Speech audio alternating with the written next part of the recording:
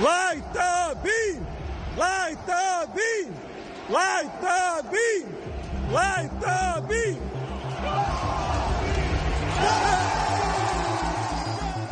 Oh, light the beam indeed.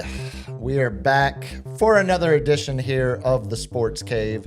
Once again, I am your host, Sam Freeze, broadcasting live from parts unknown here on the north side of San Antonio, where apparently my internet doesn't want to cooperate, which is going to make this a much different show than originally planned. Yeah. But fear not, we got a lot. I reset it, LG. It didn't do anything. No, I think you're good now. I think it just came back. We got a lot to get to tonight because the last time we did a program, Tuesday night, we didn't know who the Spurs opponent would be. We knew the day, we knew the time. And of course, now we know it will be the hated Portland Trailblazers. I feel like the documentary did something for that.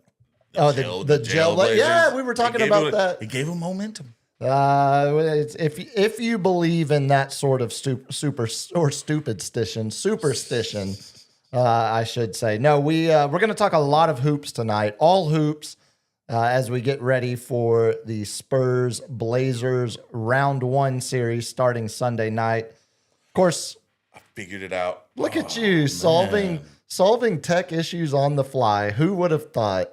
We not just Spurs though, the play-in games altogether have been pretty entertaining. So we're gonna, of course, hit that as well. Do a little lightning round before we get out of here. Who knows? Maybe we'll even keep a tight hour. I'm not making any promises because this is the last show we will have before game 1 on Sunday. Playoffs, baby. So we got to get all of our hoops thoughts out there tonight. We'll see if that fits into a tight hour. I have my doubts, but of course, the voice you see or the voice you hear, the person you see sitting across from me. If you are watching live on YouTube, if you are listening after the fact to the audio only version, it is of course the Cap, a man who I know celebrated pretty heavily today, celebrated wildly, went real crazy with it on this National Healthcare Decisions Day. You're a man who's had to make a few healthcare decisions recently, as we've documented on the show. I'll be abusing that ACA. Yeah, well, get your money's worth. That's what it's there for. No, pretty boring one today. But before we get too deep into this, I buried it at the end of the show Tuesday, kind of because I completely forgot. But on this Thursday, April 16th, 7 days from the NFL draft, which should also plug here. We'll do some plugging here up top before we, Jason Witten. Isn't that what every girl loves? Well, I'm thinking more of, I don't know. When you find one that does, though, that's you can put up with a lot of other crap, so to speak. I like the ones that light up. Yeah, that's a little. See that's too much. You're doing too much at that point because that tells me where's your mind at? Probably the hair plugs. That's what I'm talking about. The exactly. ones that I'm talking about where it lights up on the scalp. Yeah, dig your way out of this one. Keep going. Yeah. Like Bozo the Clown, but with illuminating light. No, the light up ones are those are the ones you got to watch out for. They will. It'll be fun for 5 minutes, and then they'll rob you of everything you own. No, before we go any further, I should say 7 days away from the NFL draft, which means we are 7 days away from the Ticket 760 live broadcast from Walk-Ons right here off of 281. We'll be doing 7 to 11 next Thursday night at Walk-On. So if you can physically come hang out with us. If you can't be there, throw on the radio as you watch the Cowboys solidify their next Super Bowl roster with 2 first-round draft picks. I'm speaking it into existence. Just let me have it. They're not going to be defense. Just let me. They're going to end up taking the Notre Dame running back. Yeah. It's going to be ridiculous. 2 for 1. Hey, we'll give you our 2 first rounders. They're going to trade up to 6.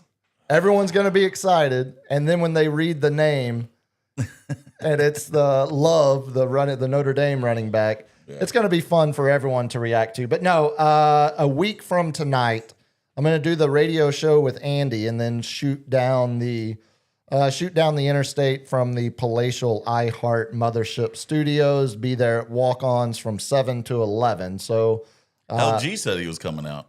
Good. Maybe we can get some video footage. Well, okay, there it is. Actually, that's a lie because Shane told you at my surprise birthday party back in February, told you that this was probably going to happen. It's a fact. That also means, fellas, we got some housekeeping to do of our own because we're not doing a show Tuesday night. No. That's game 2. Is it already posted or Sunday? You're working it, I thought. I didn't think they posted yet. It's Sunday, Tuesday, Friday, Sunday. That's the first 4 games of the series. Friday. Okay.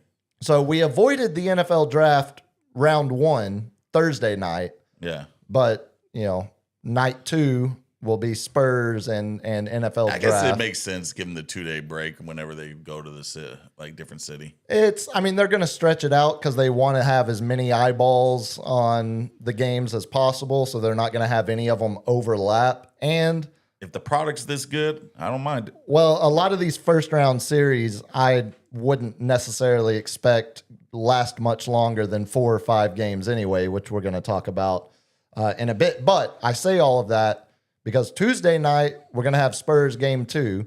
Thursday night, I'll be doing the NFL draft broadcast on Ticket. So Tuesday and Thursday next week are blown out of the water. So we're not doing like a watch party for Tuesday? Well, that's where we need to do housekeeping. That's where we need to talk about it. You pick the spot. Like I got in on the north side. If you want to stay on your side of town, you got to put in some work. Well, the problem is a watch party. I'm all for. Yeah. A broadcast after consuming beverages during said watch party, I'm not as on board with. But we'll figure out what we're doing for next week. I'll be fine, dude. No, I know you will, but the combinations of you just got to put those gin those mezcal. That's what I was about to say. The combination of mushrooms and mezcal. That doesn't make broadcasting easy. He's talking about the Rise coffee, by the way, gentlemen. Yeah. Shiitakes, of course. No, I've done my good deed to promote the draft show now. But Tuesday night, I failed at my good deed because I forgot to ask LG about all of this posting he's been doing, about all of the potential sales opportunities he's been broadcasting and soliciting. It seems like LG is cooking up something fairly big, fairly substantial. And I asked him before the show on Tuesday if we could talk about it for the first time because we've known for weeks. Yeah. And he said, yes, we're finally ready. And then what did my dumb ass do? Not talk about it. I completely forgot about it until we were closing. I was like, LG, when's the next stream? He's like, I don't know. Well, LG, what about the sales? Blah, blah, blah, blah. I was like, God, I failed miserably. So from the top, as we turn to LG for all of the ways you can help support this program, maybe there is another program you could potentially support as well. Hint, hint, wink, wink. Yeah. Well, first of all, subscribe to this one because this is the one we're on right now. So I've already done hit that terrible subscribe job. button and hit that like button, hit that notification bell, subscribe to the social channels, Instagram and TikTok. I found the TikTok finally, by the way. Hey, good. Oh, was it sportscave.live? Yes, but you have to enter in the @ symbol. So you have to go tiktok.com/@sportscave.live. Is that what you? Yeah. Y'all need to subscribe. I'm not putting content on there for 7 people. No, you should put content on there for everybody. Yes, the same content you put on all the other socials, you should put on TikTok. It's so much work. Yeah, well, that's why it's a paid position and a career these days. Yeah, he's not lying. But in other news, there's a new show starting up on something called Ticket 760. I'm familiar with him. Yep. The morning drive will be back with no, I'm just kidding. It'll be during the morning drive. Carl Schoening and yours truly will be doing a show called The Starting Lineup that debuts on April 27th. We've pushed it back. It was April 20th, but they didn't want us working on 420 because that's a national holiday. So April 27th will be the start of the show. Germany. You don't have to tell me. Or that's my anniversary. So Yes, you've said it 1,000 times. We get it. There you go. Yeah, hippie. And he's not lying either. it was the only Friday the venue was available in all of April. It just worked out that way. I don't know what to get tell married you. on Hitler's birthday. Or the anniversary of Columbine. Yeah, it's a bad day. It's a bad day. Or it's a great day because, as I've told you before, it's my anniversary. It's my anniversary. Hey. No, that's exciting, man. I'm really excited. When Carl first threw the idea about doing a morning show out there, it's a couple months ago now. It sounded like a great. First of all, it's 6 to 8 in the morning. So yes, you're gonna get a lot of ears, buddy. It's great for promotion and attention. It's bad for the sleep schedule. And so I have offered my services on a limited basis of anytime you might want to pre-record a segment or maybe I have a feeling that we might be recording a lot of segments at night and running them in the morning because a lot of us work for the Spurs, Carl and I. That's both. correct. Yeah. And the games are usually at night. So we may be a little tired at 6 a.m. So I don't see why not that we just go live after the game and then replay that in the morning. That's smart. By the way, here's a little promo for you. Every day starts with a strong starting lineup. Start your day with Carl Schoening in the starting lineup. Mornings 6 to 8 on Ticket 760. Listen to that. Whoa! Professional right there, right? Ticket's got a morning show blow again. like an explosion. I could just see fireworks. See, yeah, no, it's like a Dodge Ram commercial. That'll wake you up. I'm going to have to find out that dude's name so I can address him by name. The voiceover guy. Yeah, the voice of God for iHeart. Yeah, it's when y'all started throwing around the idea, I knew the hours weren't going to be fun, but the overall payoff and the value and just having the station having, first of all, they could have brought in some jagweed from Milwaukee to do a show, and I would have been happy. They could have brought in some Dallas douche, They could have brought as someone who, they could have. They certainly could have.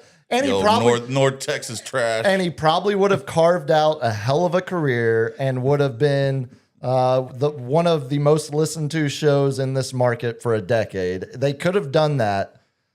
But the fact that it's going to be you and Carl doing the morning show, so then we'll have you and Carl every day, Monday through Friday in the morning, 6 to 8. Uncle Andy holding down the afternoon slot, 4 to 7, Monday through Friday. I'm with him Tuesdays, Thursdays when we do this show normally. Good dude Shane Carter, who I'll be doing the NFL draft show. If you haven't listened to Shane much, listen to the draft show. Shane knows his stuff. He knows. Yeah. Shane is. He's gone through the whole 257 projections. Oh, dude, he's got it in, and he knows exactly what players are going to fit into whose system, what technique is going to be. Their need is a 4-3 center defensive tackle. Bingo, exactly. Because the new defensive coordinator likes to run a 4-3 with a Philly shell and a Tampa 2. We need to get you and Shane. You and Shane should be doing this show. Shane, and he knows it because he knows it, not because he's read it and is just regurgitating it. So to have Shane, Monday, Wednesday, Fridays with Andy, me with Andy. Also, I'll be filling in. I'll be hosting for Andy with Shane on Monday. Buddy. Ask me how that's going over in my house right now. On my as you remember, is that I've told you before. that is my anniversary, and I will be hosting for Uncle Andy. But no, if it doesn't have a 0 at the end, is it really important? Well, this one count 20. No, it's 8. We're good. We're clear. We're good. Yeah, this is the year you're supposed to give your wife aluminum. I was like paper? Aluminium. That's right. Aluminium, as we learned on Tuesday. Last year was wood. Hey. But no, for it to be you and Carl in the mornings, us in the afternoon, all of us play nicely with each other. All of us cross paths outside of the station. It's not a forced relationship, not a forced pairing. Well, how about that? Ticket 760 is actually building some synergy within their local talk show hosts. Look at that synergy. I like it. And as someone successful in this business once taught me, you make it all about yourself. Congratulations, San Antonio. I have brought the synergy back to Ticket 760. I have got us all on the same page. I wish we had Carl here today so he could say something, but he's doing a yoga class. He's a certified yogi. Yeah, Carl, we tried to build his own synergy. Well, as he should. We tried to get Carl on tonight. He's doing the yoga class starts at 8:30. So there's just Carl, there's time, man. We're doing a tight hour. Well, if we're doing a tight hour, then there's no time. Even if we do our normal tight hour, we did like 2 hours and 35 minutes Tuesday night. What happened? Did you not see me look at you a couple times? As I was in the middle of I was Today in Sports talking about some Austrian soccer player that died on the pitch or something, whatever the hell I was talking about. You're like, that was interesting. Yeah, no, it's exciting, man. I'm really, really pumped for y'all. I'm really excited to see, obviously you've got when you get in your car and you turn the radio on in this city, you've got 2 options to listen to sports talk. You've got Ticket 760 and you've got the guys across town, good dudes, but competition. And I'm happy, so happy to have a morning show to throw out there to make it feel more and more like the old station that it was, like an actual sports talk station. We can do stuff together and bring it all together like a family. Oh man, now now you're seeing my vision for the. See, you had a good family unit. Yep. My family unit was just yelling. That's just like me and LG up there, like, shut the. Hey, just because parents stay together doesn't mean it's a good family dynamic. I mean, mine was great. Mine was fine. Love you, Mom and Dad. But so yeah, this will be my 3rd stint at the Ticket. Come full circle again. What was year 1 at the Ticket? 2010. 2010. Yeah. So the year before I moved here was your first year at the Ticket. That's correct. And then I quit 2012-ish, and I came back in 2014. Was that WOAI then, or when did you work there? That was my first job, WOAI 1200. Yeah, you had to cover cover Art Bell, Coast to Coast. I did midnight to 5 or 7 a.m. Saturdays and Sundays, Coast to Coast AM, and a bunch of church shows. Ooh. Yep. Coast to Coast was interesting. Hey, Coast to Coast will keep you up. I just remember him, the power of that WOAI badge really kept the cops in line when we were dealing with the lady of the night. I didn't have no WOAI badge. They came in. I had a media pass off, I created myself because there's no issuing agency for a media pass except for one. It's called the Bill of Rights. So the First Amendment allows anybody to make a media pass. They were on their P's and Q's. That's all I'm trying to say. Yeah. Well, and I was like, I was in awe. I was intimidated. Yeah, no, look at this thing. Let me get that. The ladies at Sugars love my FEMA emergency broadcaster card that I always flash. Speaking I'm of, an emergency broadcaster. Speaking of, no big deal. I know ran into an old friend of mine who's now the manager at one of the local establishments. Not gonna say the name, but I brought it up. I'm like, are you interested in sponsorship? Well, that's where you might be able to sponsor this show. I'm not talking about this show. Well, and even talking about this show. When this show gets posted, there's a little logo in that top right corner that they allow us to use, and they also That's why They also sign a paycheck every 2 weeks. Yeah, gentlemen's clubs are a no-go these days. Gentlemen's clubs, dispensaries, vape shops are kind of iffy, gray area to begin with. Gambling is iffy. Yeah, unless very classy. Unless it's a national, sports book that spends a lot of money in every market. So like the card houses, we can't do card houses? No, again, that's where it's the gray area. It's the, like going on there. Underdog or like places like that, like the daily fantasy places. I think they're allowed, but I'm not so sure. Like, I don't think we could do like a Bovada ad or something like that. That's offshore betting. But I bet the card houses are fine because it's hey, that's not really gambling. That's just going to hang out with your friends playing cards at the club. That's it. That's all it is. But no, man, it's I wanted to have Carl on tonight so we could really all of us talk about it and get Carl to do a sell job to convince you all to start listening on April 27th. Yes. Not this Monday, but next Monday. But next Monday. So Coral. So let's see if let's write. Where you at, Carl? Let's write y'all's run sheet. Wait, are you from Walking Dead? Oh, okay. No. I thought you were talking. That's all Rick Grimes. Coral. I thought you were talking about on the episode, the season of Hard Knocks when they were with the Cleveland Browns and they had Carl Nassib, the defensive end, and I think it was Todd Haley. That was the assistant coach, was the defensive coordinator. And he kept saying, Carl, try harder, Carl. Imagine looking at your newborn baby. You look down, you go, oh, yeah, that's a Carl. That's definitely a Carl. But no, LG, you did a hell of a sell job without Carl regardless. I'm really, really, really pumped, not only for y'all, as friends, but as basically now co-workers at the station. It's good to see the station grow, and it's even better to see it grow with people that I know are good at what they do. And as you said, some know that we can have a lot of crossover, a lot of synergy on the station. Vertical integration. That's right. As I hear the roommate say at least 5 times a day. Is that like the new Let's term? circle back on that. Is synergy was like the old term, and now the new term is vertical integration? Vertical integration, yeah.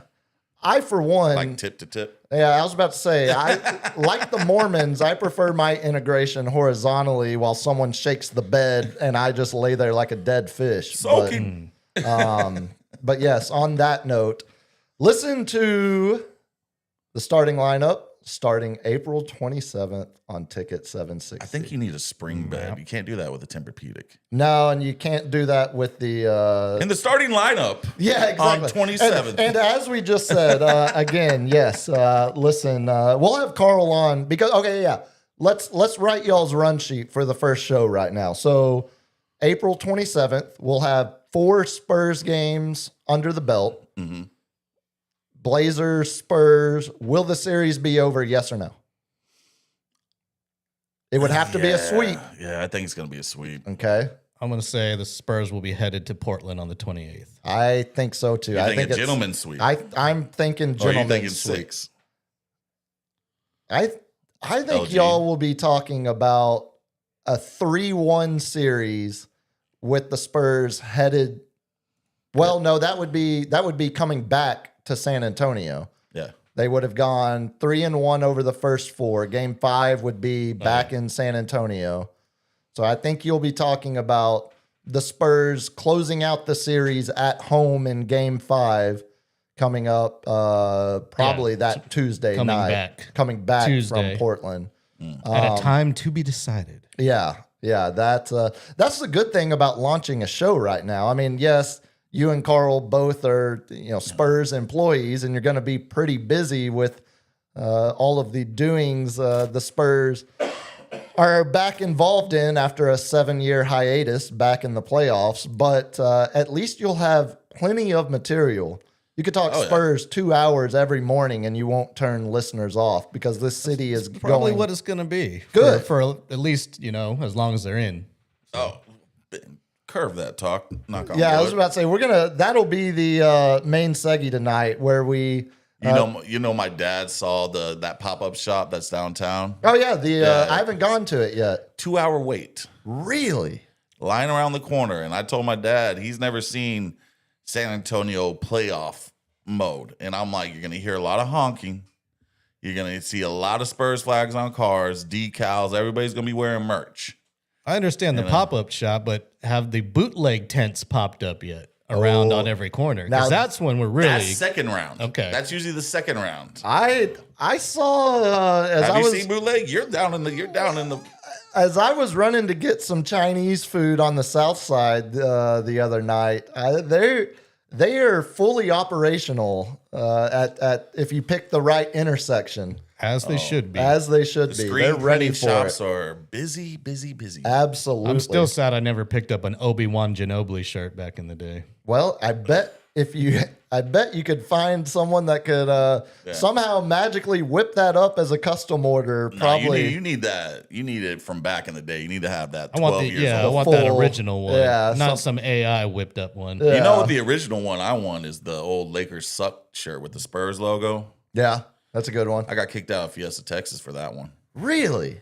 Yeah, 'Cause I'm gonna make this. I'll make this as short as possible because it's quite hilarious. Okay. 6 security guards come surround me, and I'm like, "What's going on?" Got me, and was like, "You can't wear that. That's unacceptable." I was like, "I'll flip it in," and they're like, "Well, you can still read it." And I'm like, "You're worried about a kid reading a word backwards, yeah, and barely shadowed? Well, you can buy one of these Disney shirts." I'm like, "Nope. What's the cheapest shirt I can buy? We have $5 white tees at the front." Six Flag is Warner Brothers, by the way. Yeah. Close enough. Whatever.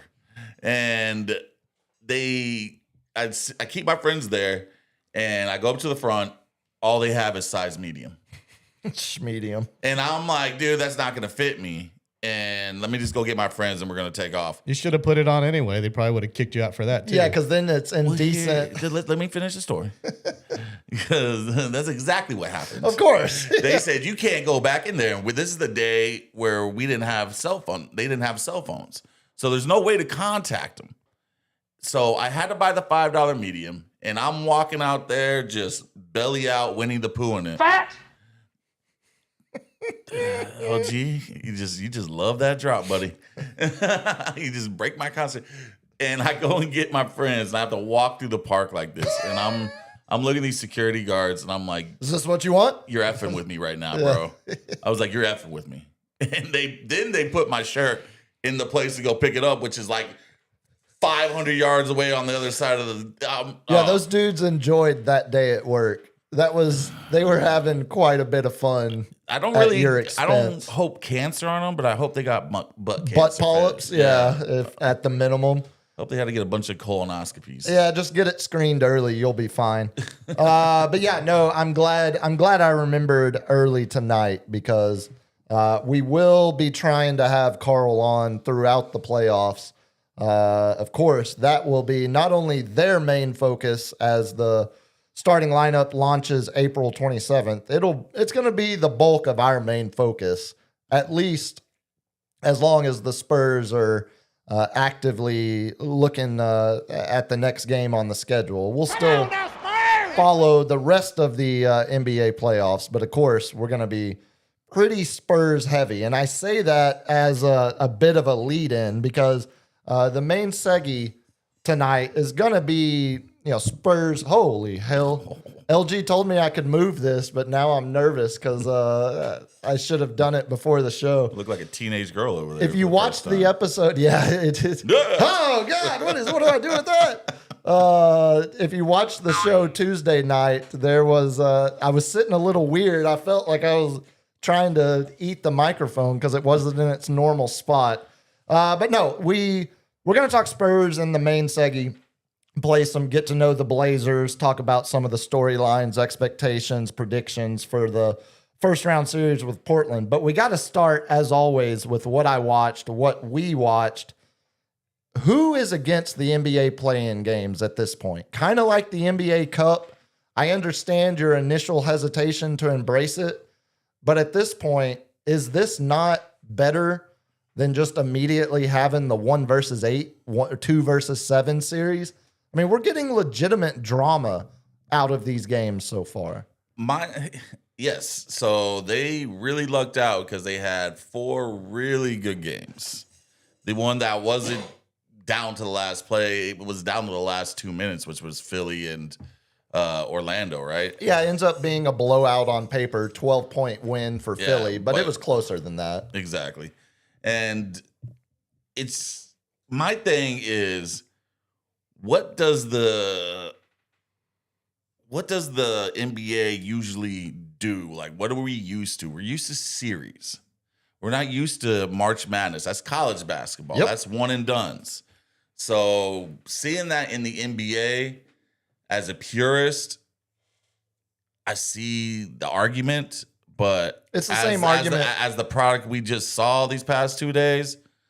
Those were good games. Yeah, it's the same argument with people complaining about baseball wild card series being the way they are now. It's like, it's not how baseball playoffs should be done. It's like, well, at one point there were no playoffs. You took the pennant winners and that was your World Series and that was it. Yeah. So there's nothing, I find it, I was talking with, I use Uncle Andy as kind of a barometer of whether I'm crazy for liking something too early or too much versus his more reserved, patient, or not patient, but like let it play out kind of approach.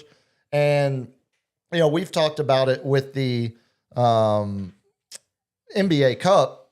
Now, there's not as... Sponsored by the Emeritus. Sponsored by our... our allies now. That's right. I was about to say our stronghold in the region. Buy enough meme coin, you are our ally. I'm still trying to get there. Just give me time.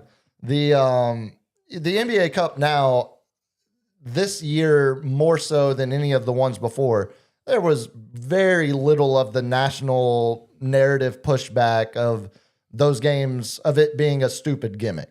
Yeah, it's still a gimmick, and I'm not arguing that. But it's the closest thing to playoff basketball you get in the middle of December. And for that reason alone, I love it because it's better than a regular season game that you would be watching. Yeah. The play-in game is, I feel, about the same. There's a lot of parallels to the NBA Cup and the play-in games in my head because, 5 years ago, or however long it's been now with the play-in game, 6, maybe, God, how long has it been? It's been... the play-in? I thought it was only like 4 or 5. I thought that's what I'm trying to remember, because the NBA Cup has already been 2 years. It was post-COVID. They didn't have play-in games before COVID. No, they didn't have... In 19. Well, didn't they do the play-in games at the bubble? You might be right. 2019, 2020. Yeah, that was your first. That was your first. And it was literally the first year of it was the bubble, the COVID bubble. So, normally before we had these play-in games, it would already be looking at the 1 versus 8 matchup, the 2 versus 7, and how much drama is ever in a 1 versus 8 series. Every now and then you get a Golden State beating Dallas. You get a Memphis beating San Antonio. You get Suns beating San Antonio. Thank you, Starberry. That was 1 versus 8? Yeah. I think we were 1. Oh, I didn't think that was 1-8. Man, someone check that. But normally that series has very little appeal at the beginning of the series. Usually it takes, you start to see an upset brewing and then you're like, oh, okay, maybe this series is worth watching. Not that the play-in games necessarily make these first round series better overall, but at least you see a team like if the Warriors beat the Suns, I'm going to feel way differently about a Warriors Thunder series after watching the Warriors win 2 games in the play-in tournament to get there than I would have if they had just ended the season and it was Thunder versus Clippers. Yeah. Like it would have been because the Clippers would have been the 8th seed. So here comes the argument of what do we get a better product? We got a good product with these one-off games, but would you have rather seen the Thunder and the Clippers, or are we going to get the Thunder and the banged up Warriors? Are we going to get a worse series because of this? Because a team's going to climb from the 10 seed into the playoffs. Do we think the Suns are actually worse than the Trailblazers?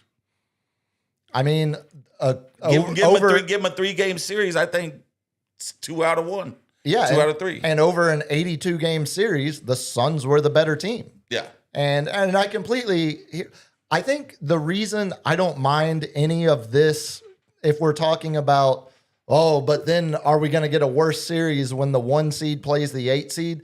The 8 seed, no matter who it is, should never beat the 1 seed. That should just never happen. So if we're arguing about the quality of a 1 versus 8 series being watered down because of the play-in tournament, I say my pushback or my response would be that series is always watered down. Yeah. Spare for a few massive exceptions where the 8 seed, actually makes it happen, actually pulls the upset. I mean, normally those Miami was the most recent one to go all the way to the finals. Yeah, we talked about that. I remember that was an argument last year when I told I was like, no, that's not, and it was like, oh yeah, it happened 3 years ago. You were right. Yeah. The overall quality of that 1 versus 8 series, very rarely do those series even go to a 6th game. So I don't necessarily think you're, hurting the integrity of the NBA playoffs by having, like, if this Warriors team gets in, the Warriors were a 10 seed largely because Steph Curry missed 2 months of the season. You know what hurt the integrity is having these games on Prime. Okay. You're killing me, man. I'm trying to get my dad to use the Cheater app to watch him because he's like, how do I watch these games? I'm like, you have to have Prime. Dude, I was trying to watch it on Stream East last night on my phone at the bar. And I swear to God, it's maybe I'm gonna get crucified because it's my cookie and search history. But every pop up I kept getting, I had my phone sitting on the bar as they didn't have Prime on inside the bar. So I'm trying to watch on my phone.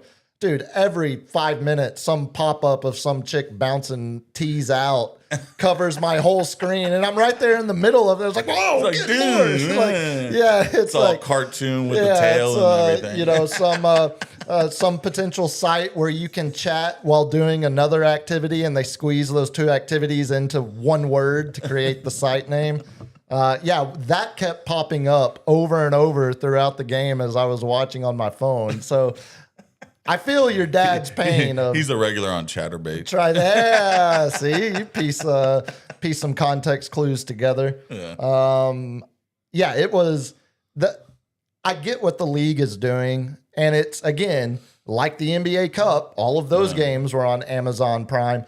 It does feel like if you're going to do these gimmicks, it's fitting that it's on the streaming platforms because it's gimmicky to begin with. So you're going to give them all of these gimmick games, but you're never going to get the purists because the purists want to see it. But the purists don't want the NBA Cup or the play-in games to begin with, so they can just catch up on. But if they saw them and didn't have to get Prime, maybe you curve some of their opinions. That's fair. I do. I think a lot of it feels like, unless Amazon Prime wants to sponsor the show, and then I'm all for it, baby. Come on, Bezos. Yeah, Blue Origin. I'll ride in your rocket penis. I'll ride the tip, so to speak. It feels like the old man complaining about the clouds in a lot of ways. Yeah. Because it's 2026. We're never going back to these games only being on broadcast television. We're never going back. This right now, this year, is the least amount of professional sports you will see on streaming platforms in your entire life. It's not going backwards. Yeah. It's only NFL's doing more Netflix games, more, But why wouldn't they just put it on a channel? Like if you're still have the cable or just do a free game to try to promote the product. Well, because money, because they don't care, because NBA ratings were up 86% this season. It was like the most in 24 years or something. And a large part of that is because they started putting them on NBC again. Yeah. They did the relationship. So I think the league is speaking out of both sides of its mouth, where it says, we're doing these deals, these exclusive deals with streaming services where you have to have Amazon Prime, you have to have Netflix, you have to have whatever it is to watch these games, but we're putting more games than we have in 30 years on basic television. It's the old bait. It's the old bait and switch. It's like, hey, we're gonna pump our numbers up, putting it on local TV, 1,000%, and then they're gonna go to the streaming platform and be like, hey, we're look up at our ratings. We're gonna need a little bit more money for this. That's how the world works these days. And unfortunately, that's where I say you can either be the old man yelling at the clouds, or you can adapt, because we're not going backwards. This is the least amount of streaming sports you will watch in your lifetime. It's only going to grow year to year until we become worm food. I've been listening until they put the chip in our head and we just or until we plug into the Matrix. I know LG's gonna be the first one to be like, put a chip in my head. Worms, a great love song by Viagra Boys. If you have an anniversary coming up and you need a love playlist.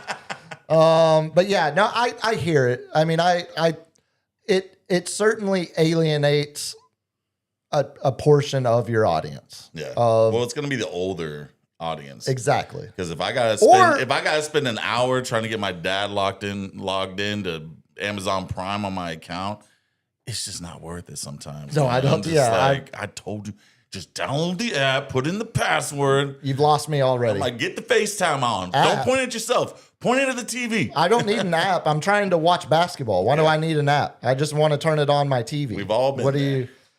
It's not just the olds either, though, because it's not just the olds. Some of the Antifa liberal heathens that I run around with, they won't do anything with Amazon on account of principle. I'm taking a stand against Bezos. Well, that's really helping his it's stock. Really, you're showing him. You're doing your part, but it's a lot of.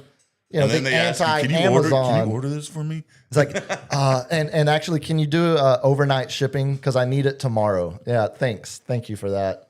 So yeah, I mean, there's definitely some alienation that takes place by having it on the streaming.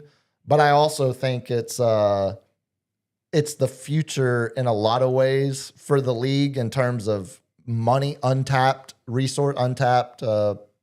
money that they can get their hands on. So it's adapt or die, because I think this is here to stay on a lot of fronts. As far as the games itself, Tuesday night we were doing the show and checked the score and saw, oh my goodness, the Heat came back in the final minute. Yeah. And then, oh wow, they're going to overtime. And then Heat were up by 1 with 7 seconds left. And then as we were live, I saw the score change and it went final. I was like, oh, the Hornets must have just hit a game winner. Little did I realize all of the drama that led up to that, starting with the guy who hits the game winner in overtime, LaMelo Ball, is also the guy that Eric Spoelstra, head coach of the Heat, was saying should have been ejected from that game.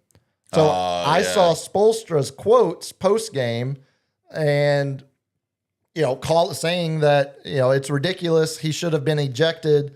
That was, his actions led to our best player getting injured. And it should have, they should have handled it differently. If you missed it, I missed it. Okay. So early in that game, still in the first half, Bam Adebayo, Heat's best player, 83-point scorer in a game earlier this year. Bam is falling out of bounds, but he's still on his feet. He still has his legs underneath him. If you watch the replay enough, I think Bam was going to end up on the ground one way or another, but LaMelo definitely has his arm wrapped around one of Bam's legs and is pulling it out from under him. There's clearly a motion where LaMelo Ball is pulling Bam's leg. Now, it's not a violent tug. It's not a full wrap up and drag down, but it's definitely a little. Yeah, it's an unbasketball. You're not going for the basketball. It's a clear foul. It's dirty. It's dirty as hell. It's absolutely dangerous and dirty. And if this was the first time LaMelo had done that, it would be he's got one a little thing. Draymond Green in him? He's done it to Bam Adebayo before. Oh, this is the second time. Earlier in a matchup, Bam had started a fast break. LaMelo thought he had gotten fouled on the play, was laying on the floor, and as Bam was trying to run down on the Heat's fast break, LaMelo grabbed his leg and tripped him that time. So it's the second time he's done it to Bam. This time, Bam falls flat on his tailbone and doesn't play another minute in the game. Again, the game that LaMelo Ball hits the game winner in overtime to beat the Heat. That's a bad look. LG, I sent him the clip through proper channels. I kind of watched it a little bit on the. I just sent it to you. I was about to say, I think that's what he was. I think that's what he was working on, right? Because he hasn't seen it. I haven't seen it, so I need to see the clip. This was on air, throwing it out. But if he wants to get ready, but it's very Jamie pulled this up. $50,000. So $35,000 for the play itself. Yeah, $35,000 for pulling his leg. The other fine was for using profanity in the post-game interview. Oh God! So he got $35,000. Is that the most egregious fine we've ever seen for a foul? No, not at all. It's light. So the league was never going to do any more than that, though. They weren't going to suspend him for that action. So I took the liberty of finding both the clips, instead of the one you sent me. Oh, okay. So is this? So here's the first. Here's the first clip. No, this is good production. Let him cook. When LaMelo missed the shot, he Watch fell this. down, and he's going to reach out for Bam and try to tie him up. That is so dirty. That is inexcusably dirty. And here's the other night. And then this is from the play-in game. He does it again. Took his leg out from under him. Look, I'm not one to snap, grab at my pearls and scream, I can't believe they're letting them get away with this. That's pretty bad. With a $35,000 fine? I mean, is that letting them get away with it? I think it's chump change. I think if he does it again, he's going to get 6 figures in a suspension. I wonder what Draymond's first fine in the NBA was, how much money it cost him. He gets away with so much, and he does stuff so egregiously. It's amazing. I mean, what we saw LaMelo do is not stomping on a dude's nuts like we've seen, and I've seen him grab people just like that, a leg, and just rip them away. So the reason that play wasn't even reviewed during that game, the second one, the one from the play-in game. Thanks for finding that first one, LG. I'd seen that because I didn't realize it had happened before until Heat fans, which are some of the most passionate and annoying fans in the NBA, it usually goes hand in hand. They were pointing this out. Yeah, it was 2 years ago. So, there's history of him doing he's it. on the same team for 2 years. Yeah, LaMelo's the one guy that's been in Charlotte longer than Bank of America, pretty much. The reason it wasn't reviewed during the game Tuesday night is because they didn't call any foul on the play. The play continued down the court and came back down. So there were 2 more possessions after the incident occurred. So by the letter of the law, they can't go back and look at it. Yeah. I think if they had looked at that during the game, it would have been a flagrant. not an ejection. Yeah, flagrant one. It would have been a flagrant one. And we're still in the same situation where Bam doesn't play the rest of the game. The free throws from a flagrant foul are not going. The score ended up being a 1-point game, but it wasn't because they didn't get their flagrant foul free throws. The game would have played out exactly how it played out. I don't think it really changes anything, but it's a bad look for LaMelo because that, again, it's impossible to call it anything other than that's dirty. That's very poor sportsmanship, grabbing a guy's leg. It's like in soccer when you see a guy get beat and then he just grabs his jersey to take the yellow card. Yeah. And it's like, okay, like smart foul, tactical foul, but also, it's pretty dirty. It's more making a point to the, like they said about the Warriors game when Draymond comes out of a timeout and gets a technical. Sometimes that heats your team up, and seeing him go down hard and where he's like, I think I should have been called a foul. And you were technically the star of the team, and you sit there and make a point to just like, hey, I'm just going to do a foul just on purpose because I'm going to talk to the refs. Right. Luka does it a lot. Yeah.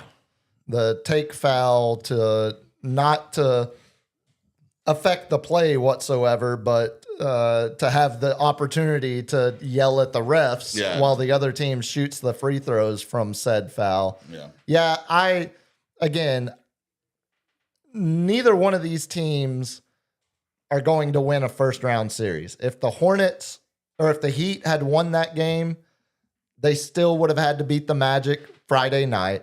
Yeah. If the Hornets beat the Magic tomorrow night, they're not winning a first-round series. But because we have a play-in tournament now, we're getting all of this drama, all of this content, which is more than we would have gotten 6 years ago. Yeah. When it would have just launched immediately. So for that, in defense of the play-in tournament, it's certainly been entertaining besides just the final scores of the game. All us talking heads some material. And now you're seeing that feeds the kitty. Feeds the machine. Everybody. Now you're seeing why I really love the NBA Cup and the play-in, because it makes run sheets a hell of a lot easier to fill out.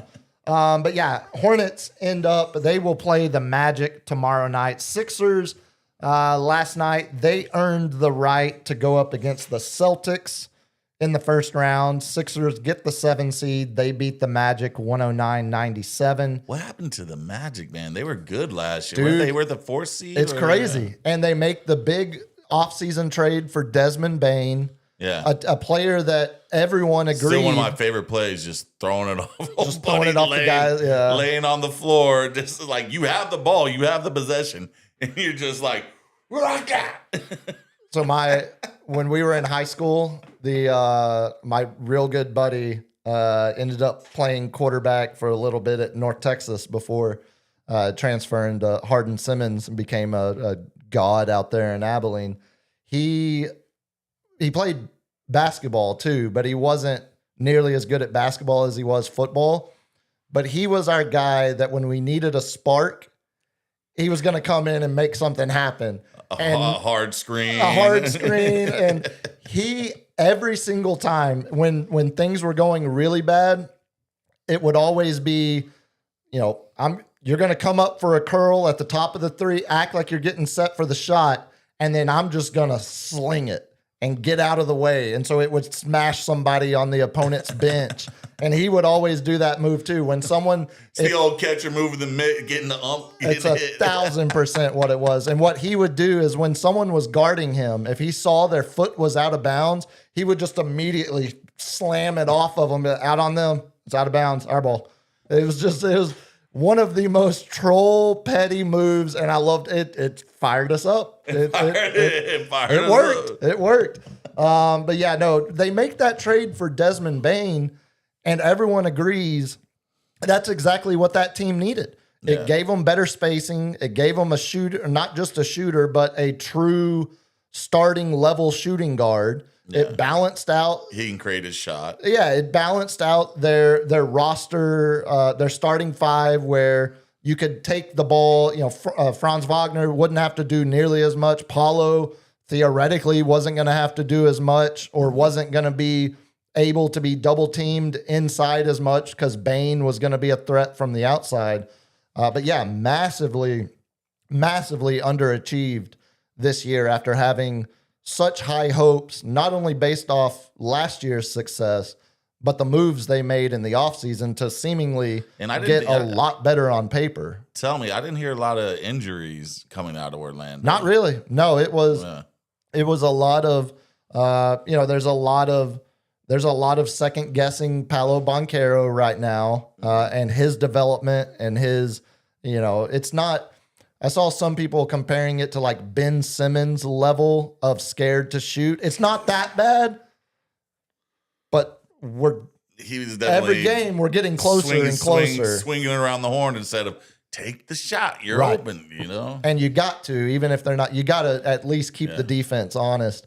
So yeah, I mean, it's a lot of underachieving, but still with the chance to, how much faith do you have in the Pistons? If the Magic beat the Hornets, they're playing the Pistons in the first round. I'm not saying the Magic would upset the Pistons, but with that roster, it's still the same roster that was a top 4 seed last year in the East. Yeah. Maybe the first round of the playoffs or when it finally does come together, because they are going to have the chance. They'll play the Hornets tomorrow night. Well, the Pistons didn't really collapse too much when Cade went out. No, they're solid. Yeah, so it's kind of like we saw at Oklahoma City. I think they went 500 when SGA went out. Yeah, close to it, maybe 6-4. So that's when we were making our big push and creeping in closer, 2 games, 3 games. But the Pistons, I think they're pretty solid all around. They got scores. Cade is the facilitator, the both ends type of guy. He just pause on that one. Plow through. He just plow through. Let it light up.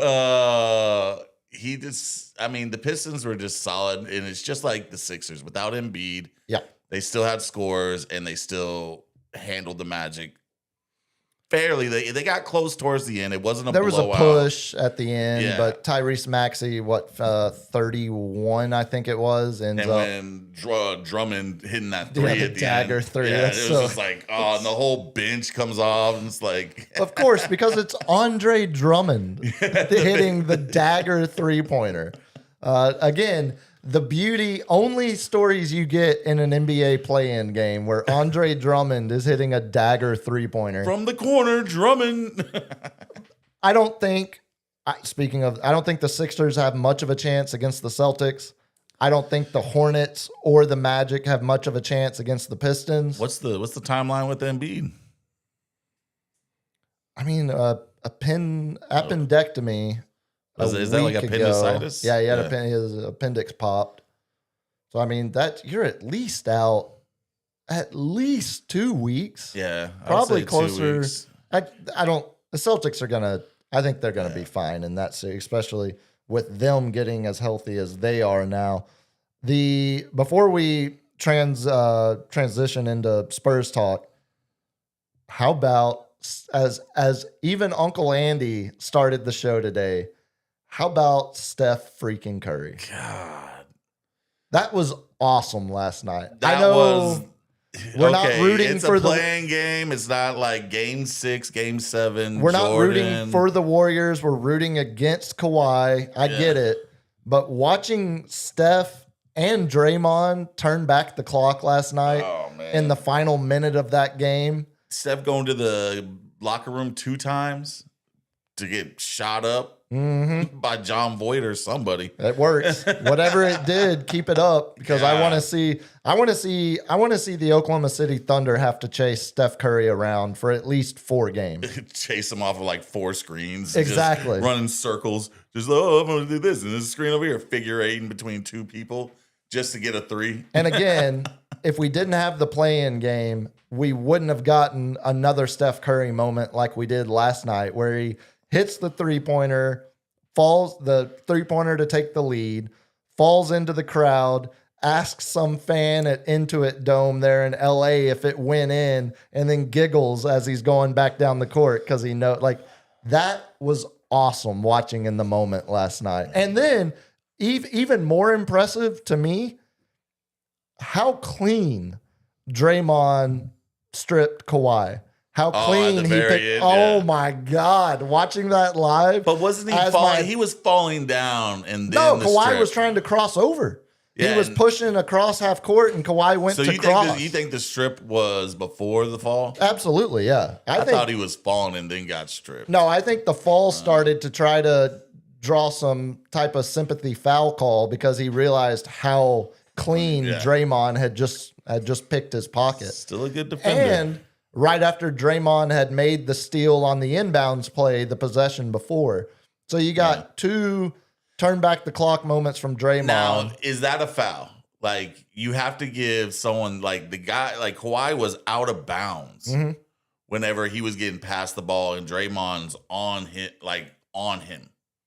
Oh, there's nothing wrong with that. That's nothing wrong with that? I thought if someone's out of bounds, you have to give him space to be in bounds. You can't guard someone when they're out of bounds. But you can't if you go out of bounds to guard them. But if you're still in bounds, you can be on the. You can be. I thought you had to give them space to get in bounds. No, it's not like little dribblers anymore. They allow a lot of suffocation on the sidelines now. It's not. You can feel my disdain for Draymond right now. I hear it. I feel it. But also, would you have rather seen the Clippers win that game? Yeah, I would have. You would have rather seen Kawhi. I want to see the Thunder. I think the OKC has an easier trip going through Golden State. See, I disagree. Than they do going through the Clippers. Let me tell you why. The Clippers had the better record overall. Yeah. They would have been an 8 seed before the play-in tournament. But a lot of those Clippers wins were banked before they traded away James Harden, before they traded away Zubac to the Pacers. They started like 6-21 or something. Yeah, they were terrible at the beginning, but then they made the charge, made the run to get back into the playoff position, and then they gutted the roster at the trade deadline. Yeah. So that Clippers team, yes, better by record, but look on the other side, the Warriors team, 5 games under 500, but Steph Curry missed 2 months of the season. Yeah. So right now, as they were playing that game last night, tears his ACL. Yeah, and the Butler ACL and Moses Moody's knee just completely explodes. The Porzingis, if he plays like that, if he plays like that, but like, do I trust him? No, God no. But do you trust any 8 seed? No. That's why they're the 8 seed. But I'm telling you, if you think the Clippers would have given the Thunder a better series, I would push back heavily and say the Warriors with Steph Curry still doing Steph Curry things, Draymond's defensive ability, Porzingis hitting threes and being a stretch 5 and giving them at least something to throw at Chet. That's interesting to me. That's way more interesting than what the Clippers could have done. Curry went to the locker room 2 times. Well, he's an old man. Do you think he can last the series? No. But if he can last 4 games, or if he can last 4 games, well, I just want a gentleman's sweep. 5 games. That's it. That's all I want from you. Just annoy him. Like, where's Zaza when you need him, dude? Jump under someone's foot. I think Zaza. Where is Zaza? Oh, he's out the league, bro. No, I know, but I'm saying, like, I'm surprised we haven't seen him pop up in, like European politics or something like a lot of the former Eastern Euro guys do. They go back and end up taking a cush parliament position. You got anything else on the play-in games before we talk Spurs Blazers? Nope. So who do you want to win? Obviously, so you want Warriors over Suns. Yeah. And you want on the Eastern Conference. I want Magic over Hornets because and here's the other thing. Going back to that Hornets game, if Con Knipple is really the rookie of the year, disregard his actual stat line. He only scored 6 points. He had a terrible shooting night. If he is the true rookie of the year, he wouldn't have been pulled from that game with 2 minutes to go, and he wouldn't have been sitting on the bench the entirety of overtime. Yeah. His ass never left the bench during overtime, and that's the rookie of the year. I mean, one's playing in a playing game and one's not. Because one has a better roster around them, but that doesn't mean one. But to be a superstar in the league, you make your team better. What was what was Jordan's Bulls his rookie year? What was LeBron's Cavs their rookie year? Did Jordan have a losing season? First year, right? Pretty sure. It was rough there at the beginning, and then it was early playoff exits at the beginning. I hear the Con Knipple campaign took a big dent watching him sit on the Mavericks bench. fandom peeking out of there. No, it's more of a basketball fandom. It's the same reason Melo shouldn't have won. It shouldn't have been co-rookie of the year. Fandom here. That's the bigger fandom. That's the bigger fandom these days for sure. Not just even like close. Boozer staying at Duke instead of transferring out. Boozer staying at Duke. Hey, they're going pro. No, Boozer said he's staying at Duke. No, he's not. Which one's is Caden, the other brother. Yeah, he's staying. I thought you were saying Cameron. Why would you name your kids so close together, man? Like Carlos, Cayman, Cameron. I always families like that. Buttholes, man. I always feel, hey, FCC rules. Can't say. You can't. What? Nope. Would a doctor say that? Yeah, a doctor would say, let me see your butthole. Okay, now you broke it twice. And also, I want to know what doctor you go to so I never go there on this National Healthcare Decisions Day. He's a proctologist. 9/11 beehole. They deal with beeholes. Don't take that out of context. Sphincters. What was I saying before you unfortunately broke FCC rules? Taints. Talking about the rookie of the year, Knipple. Oh, we're talking about Boozer. Oh yeah, the Boozers. Yeah. No, the families that name their kids all alliterative names. I always feel bad for the family that has like 3 sons and 1 daughter, and she still has to get the family bit. Is Caden, Jaden, Aiden's a big one. Aiden. And then, Aden. And then, we got a daughter. Let's name her Kimberly. Yeah, exactly. Or what was George Foreman's Georgina? He named all of his kids George, and he even named his daughters Georgina because he loved himself so much. Oh. Let's talk some Spurs. 9-12 market. Made a hell of a grill. So Portland wins that game over the Suns, 114-110. Where do you want to start with this series? You want to just how many games? How many games are you expecting? I'm thinking a sweep, but I want to know because I am not educated too much because you're the IDF agent. I thought he was a Frenchie. No, and he's not an IDF agent. He was born right off the Sea of Galilee. Denny Advia is arguably that's like a fairy tale story. Or it's an actual during the Sea of Galilee. We have seen actual the location 7 dwarfs on coming Earth. through. Well, we saw mages and magi's. We saw 3 wise men. We saw it's that's a religious thing. The Sea of Galilee. Yeah, that's biblical, bro.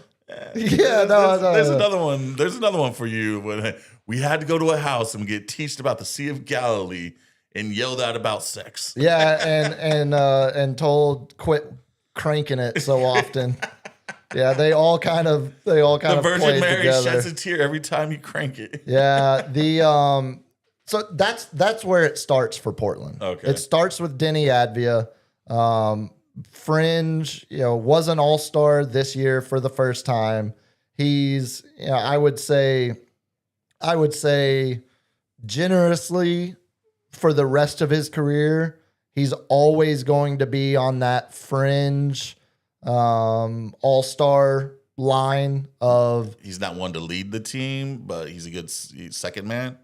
Is that what I think saying? if he was on, if Denny Advia was your second best player, if Denny Advia was on the Mavericks with Cooper Flagg, since you want to use them as an example, did I say I wanted to? he would be the second best player to Cooper Flagg. I mean, he is. If you had him as your second best player, you're a really good team, because Portland with him as their best player is now a and 7 he seed. plays a power forward center, right? No, it's more small forward, power forward ish. He was a big guy, and he was finishing at the rim. He is. We're talking 6'8", 6'9", athletic, mobile, can shoot it. He's a good player. Averaged 24 points a game this year in his first All-Star campaign. I mean, he is definitely 1A and 1B for Portland. That is where it starts. So what's your second weapon they got? So how familiar, or have you ever even heard the name Shaedon Sharpe? Nope. Okay, this is why I wanted to do this. We're gonna play. They were doing a bit naming their son because they know Shannon Sharpe. They're all, we're not gonna name him Shannon. Yeah, we'll go with Shaedon. Yeah, Go Broncos. This is why I wanted to play Get to Know the Blazers, because Shaedon Sharpe is a guy who's been in Portland his whole career. He's still only 22, 23. He's been there 4 years, and he entered the league when he was 19. So this is his contract year, or they give money yet? I believe they gave him an extension in this last offseason because he was up for his rookie extension. I'll look it up. I'll look it up for you here in a second. But he signed an extension. He's locked in for the next 4 years. You're talking low 20s, like $20 to $25 million. Okay. Over the next each season over the next 4 years. What position does he play? Shooting guard. He is a pure shooting guard. Can shoot off the dribble, crossover. There's going to be a game in this series where the Blazers might not win the game, but you're going to be watching and you're saying, holy hell, will this dude ever miss? Ooh. He's going to have streaky as hell. He's going to have a game where it seems unstoppable. Yeah. And then the next game might be a shadow. He's that kind of. Now this year. So he's a Danny Green. Well, no offense to Danny, and maybe Danny would have done it if he had been given the opportunity, but Shaedon Sharpe's a 20-point-a-game scorer. Okay. He is the only other guy on the Blazers that averages 20 or more points a game. Okay. This year was a big jump for him. He's been flirting with it. This is year 4 in the league for him. Last year he was at 18.5. This year he's closer to 21 points a game. So he gets buckets. He fills it up, and it's not a good 3-point shooting percentage because of the streakiness, as I said. Mm-hmm. He only shoots 34% on threes, but he attempts 6 a game. He's getting his shots up.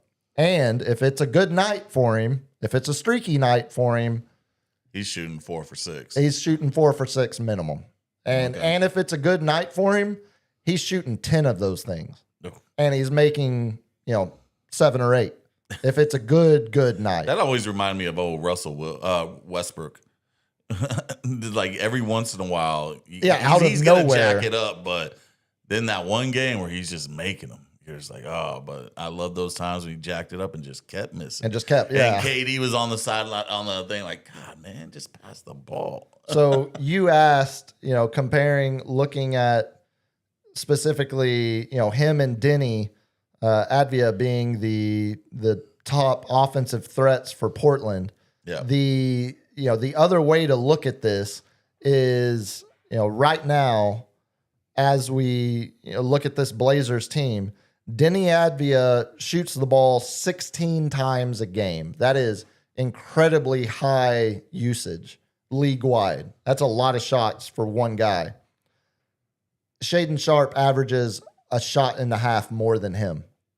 So is this just an analytics team where they just jack the ball up as much as possible? And It's not as much. It's actually got more because we're going to talk about it here in a second. It's coached by Tiago Splitter, which is another fun storyline of Tiago coming back to San Antonio as a first time head coach with a team first year as head coach, unexpectedly made head coach because Chauncey Billups gets popped by the feds.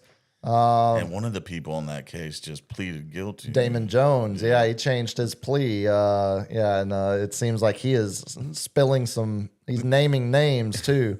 But I think it's a mixture of, it's not nearly as analytic driven as like your peak Warriors or Charlotte. Charlotte's a great one, just jacking shots. Portland 21 seconds left on the shot clock. Put it up. No, Portland doesn't have, a LaMelo Ball and Con Knipple taking 273s in a season. They don't have that. But they are young, they are athletic, and they do like to run. Something I really like about this matchup for the Spurs, they're not, we've talked about it all year. It's the first playoff run together for this Spurs group. Mm-hmm. It's also the first playoff run in general for a lot of these guys individually. Wasn't it 2016 the last time the Blazers were in there in the playoffs? Has it been that long? That was 20. Well, maybe that was Charlotte. Yeah, I think that was the Charlotte one. Okay. Yeah, because the Blazers have been with Dame back in the day before he left and came back, but he's injured. He's not playing. Still sitting on the bench, baby. Yeah. He's good vibes. He's a vibes guy now. Yeah. The thing I like about this matchup for the Spurs, they're not going up against a team that has substantially more playoff experience than they do. No one, burning through this Blazers roster, Denny Advia's never been there. Shaden Sharp's never been there. Jeremy Grant might have been there, but nothing substantial. Wasn't a big role before he got to Portland. He was a bench player. Scoot Henderson, who went third overall in Wemby's draft year. He's never been there. Toumani Camara, their defensive specialist, the guy that will spend the majority of his time guarding Steph Castle actually, probably just Steph Castle. That'll probably be Vassell whenever he's not in there too. Exactly. Yeah, he's their athletic defensive guy. Can also score a little on you, but his scoring has ticked up late in the season. But he's thought of more as defense. Donovan Clingan, who won a national championship with Steph Castle at UConn a couple of years ago. He doesn't have playoff experience. The one guy on this entire Blazers roster that has any level of experience that you can point at and say that might be valuable to them is Drew Holiday, who is first year with the Blazers because the Celtics needed to get off of his salary because the Celtics thought they were going to be taking a step back this year with Tatum's injury. So they traded Drew Holiday in the offseason. And he's been great for Portland. He's averaging 16 a game, still a solid perimeter defender. Mm-hmm. You're going to see Drew Holiday on De'Aaron Fox. You're going to see Kamara. See if he can turn back the hands of time. Exactly. And so, in that sense, the Spurs aren't going up against a team full of guys who knows what it takes to win championships, much less win playoff series. Well, Drew Holiday is the only one. That's what I'm saying. Yeah. And if that, in that sense, I like the matchup for the Spurs even more because the Spurs, as inexperienced as they are, they're going up against a team that's pretty much equally inexperienced. I mean, for Drew Holiday, the Spurs have Harrison Barnes probably has the most. De'Aaron Fox played the 1 7-game series for his 7 career playoff games. But there's just not a whole lot of experience from either teams in this series, which I think... My thing is, if they want to run and gun, who's got the better transition defense? Spurs. Of course. Who's more efficient on fast breaks? Spurs. Yeah. When you can toss it up to Wemby and just get alley-oops all day long. No, this is a 2 versus 7 matchup. There is zero category where you would look at the Blazers and say they have an advantage over the Spurs in this specific area. They don't exist. I don't think it's there. The one, if you were going to point at anything, it would be the fact that they have a starter who has played on or was a starter on an NBA championship team, Drew Holiday. That's something the Spurs don't have. Okay. What is that worth? What is that worth over the course of a 7-game series? And he aged fast after that win. He did. He put it all out for that championship, and then all of a sudden it was like from an all-star to, let's see if he can get 15 points. Yeah, and he's turned back the clock a little bit this year. He's had it seemingly added offensive responsibilities that he didn't have in Boston that he has in Portland. Drew Holiday is a really, really good basketball player. Yeah. But that's not the type of player that can swing this series. Like take over a game. Exactly. Yeah. Outside of, Advia is going to be a handful. He's at 24 points a night. That's going to be your number one focus from a Spurs perspective. Shaedon Sharp's going to get hot. He's going to have a game that makes you think he's never going to miss again. But outside of those two guys, Drew Holiday's experience, everyone else on the roster is pretty much an unknown. Could Scoot Henderson come out and average 20 a game for the series? Yes, but how much does that really move the overall needle? Because as you said, the Spurs aren't just Wemby. Yeah. Spurs aren't just Wemby, Castle, and Falk. The Spurs depth. We almost beat the Denver starters, right? With the 3 of our main guys out. My big, what I want to watch is, of course, we know what we're going to get from Wemby. We know what we're going to get from our players. What are we going to get from Mitch? It's a good question. Is he going to start being experimental? If they do a move, are we going to counter that move in a correct way, or are we just going to stay the course? What are we going to get from Mitch?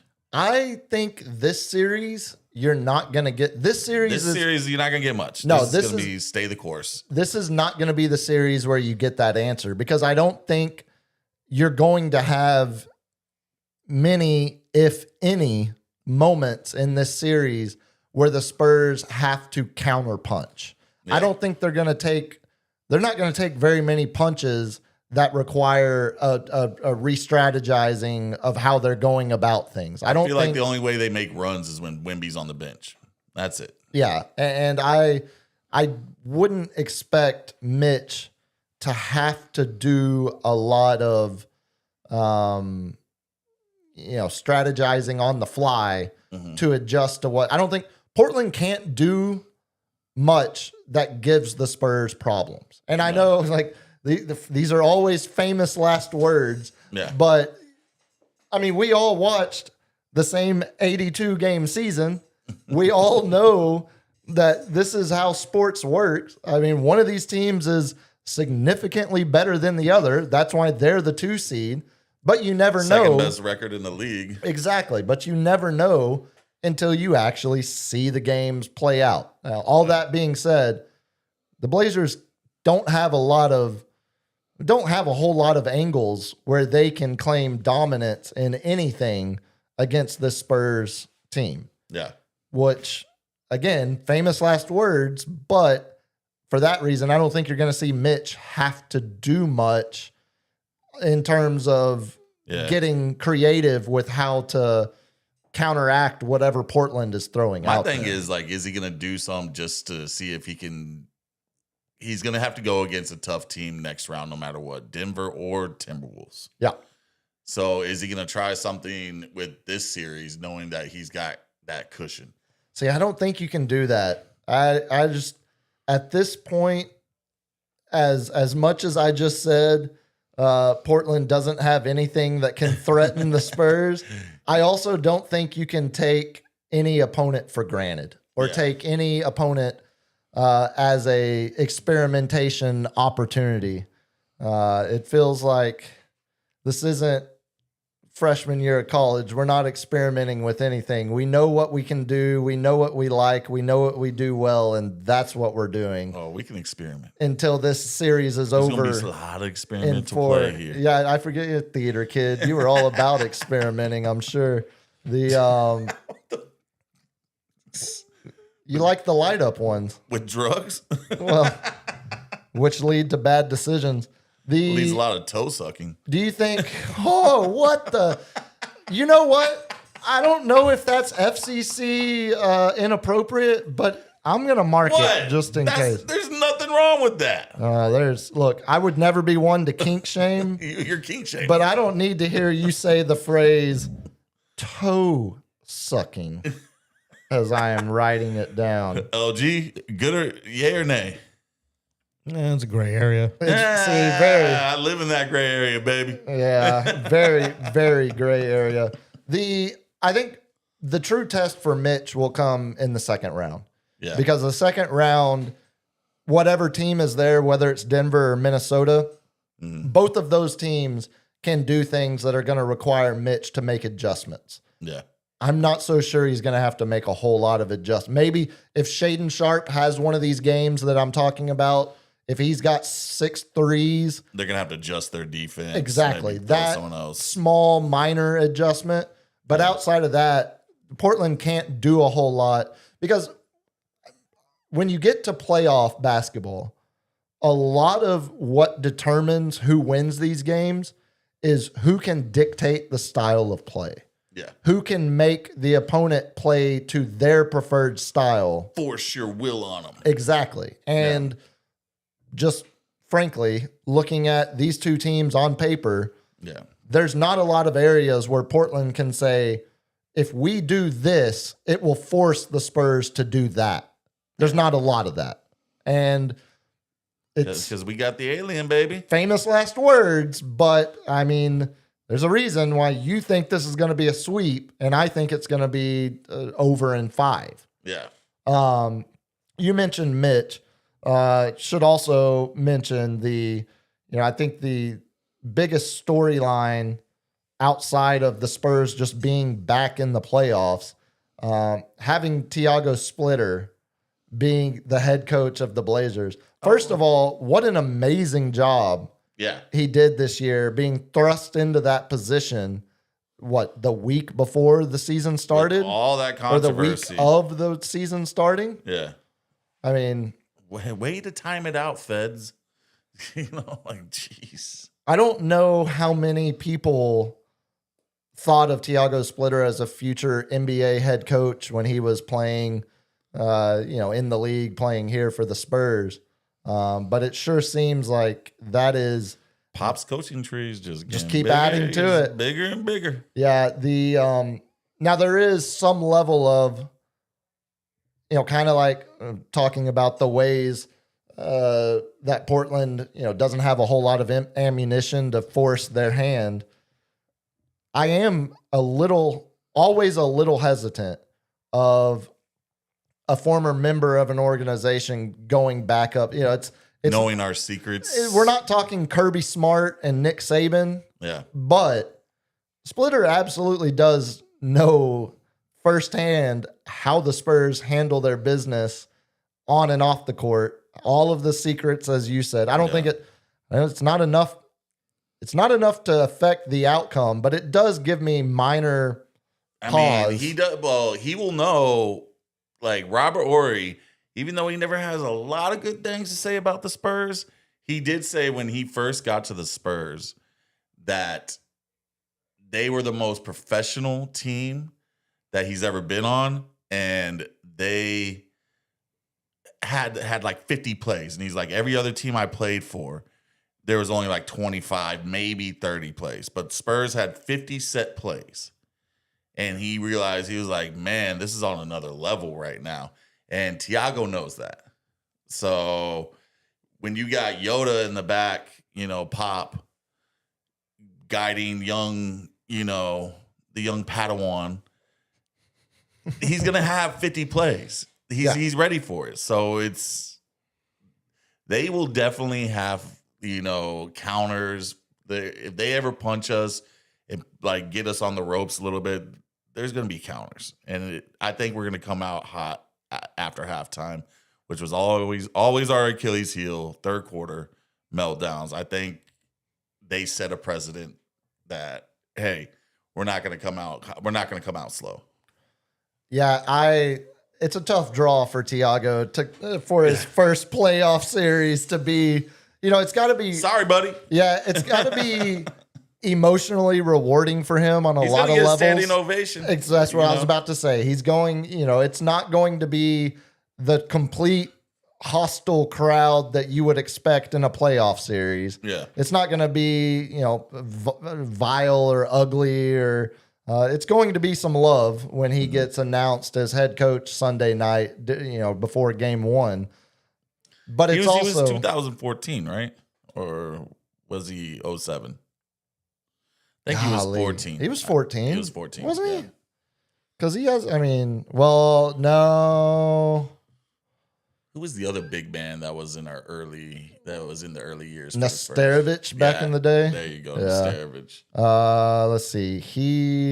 Thiago retired. Yeah, he was on that 14. We're going to talk about that one here in a second. Yeah, he retired in 2018. Splitter did. So it's already been 8 years. Golly. During our whole Kawhi problem for the Spurs. Yeah, it's got to be really cool for him knowing he's going to walk into a environment Sunday night that loves and appreciates and respects him. But it's also got to probably suck on another level of knowing, damn, we about to get ran out the building, dude. Exactly right. Exactly right. But good story nonetheless. You mentioned that 2014. We'll do that here, but remind me, I want to go back and ask you about some of the Spurs players, the way we talked about the Trailblazers. But do you know the amount of times the Spurs and Blazers have faced each other in the playoffs?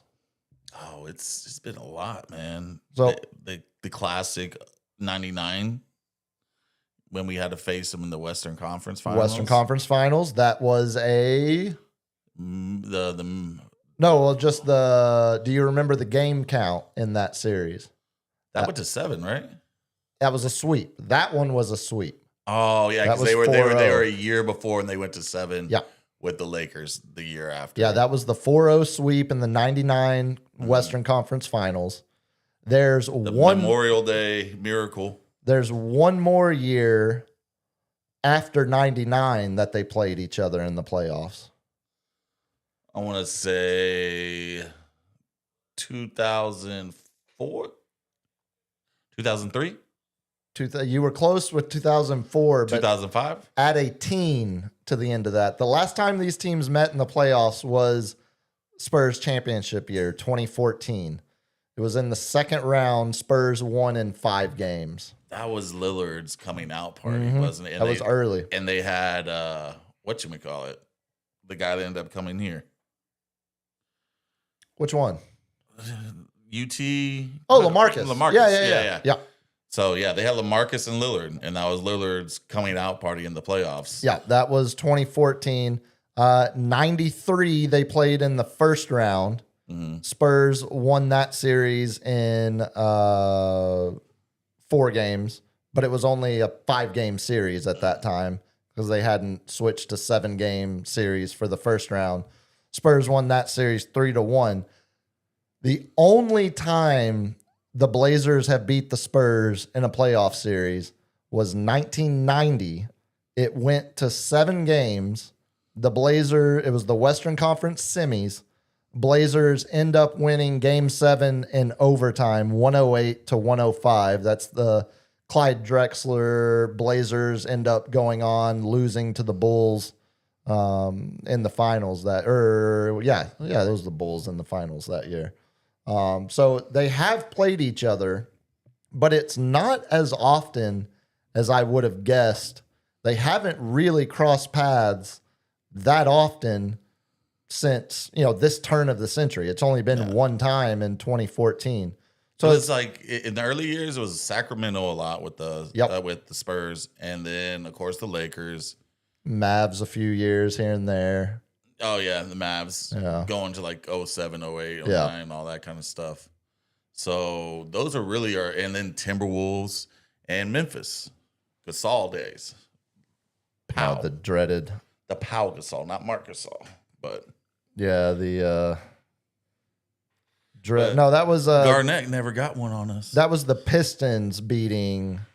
Portland in 1990. I didn't think it was the Bulls after I said it out loud. That was the Pistons getting that over Clyde Drexler in 90. Bad boys. Yeah. So yeah, I mean, there's not a whole lot of playoff history to pull from. Yeah. But for the most part, we're on top. We're on top. Yeah. Spurs on top. Except for 1990, where the Blazers went to the NBA Finals. But the last time the Spurs played the Blazers in the playoffs, Spurs won a championship.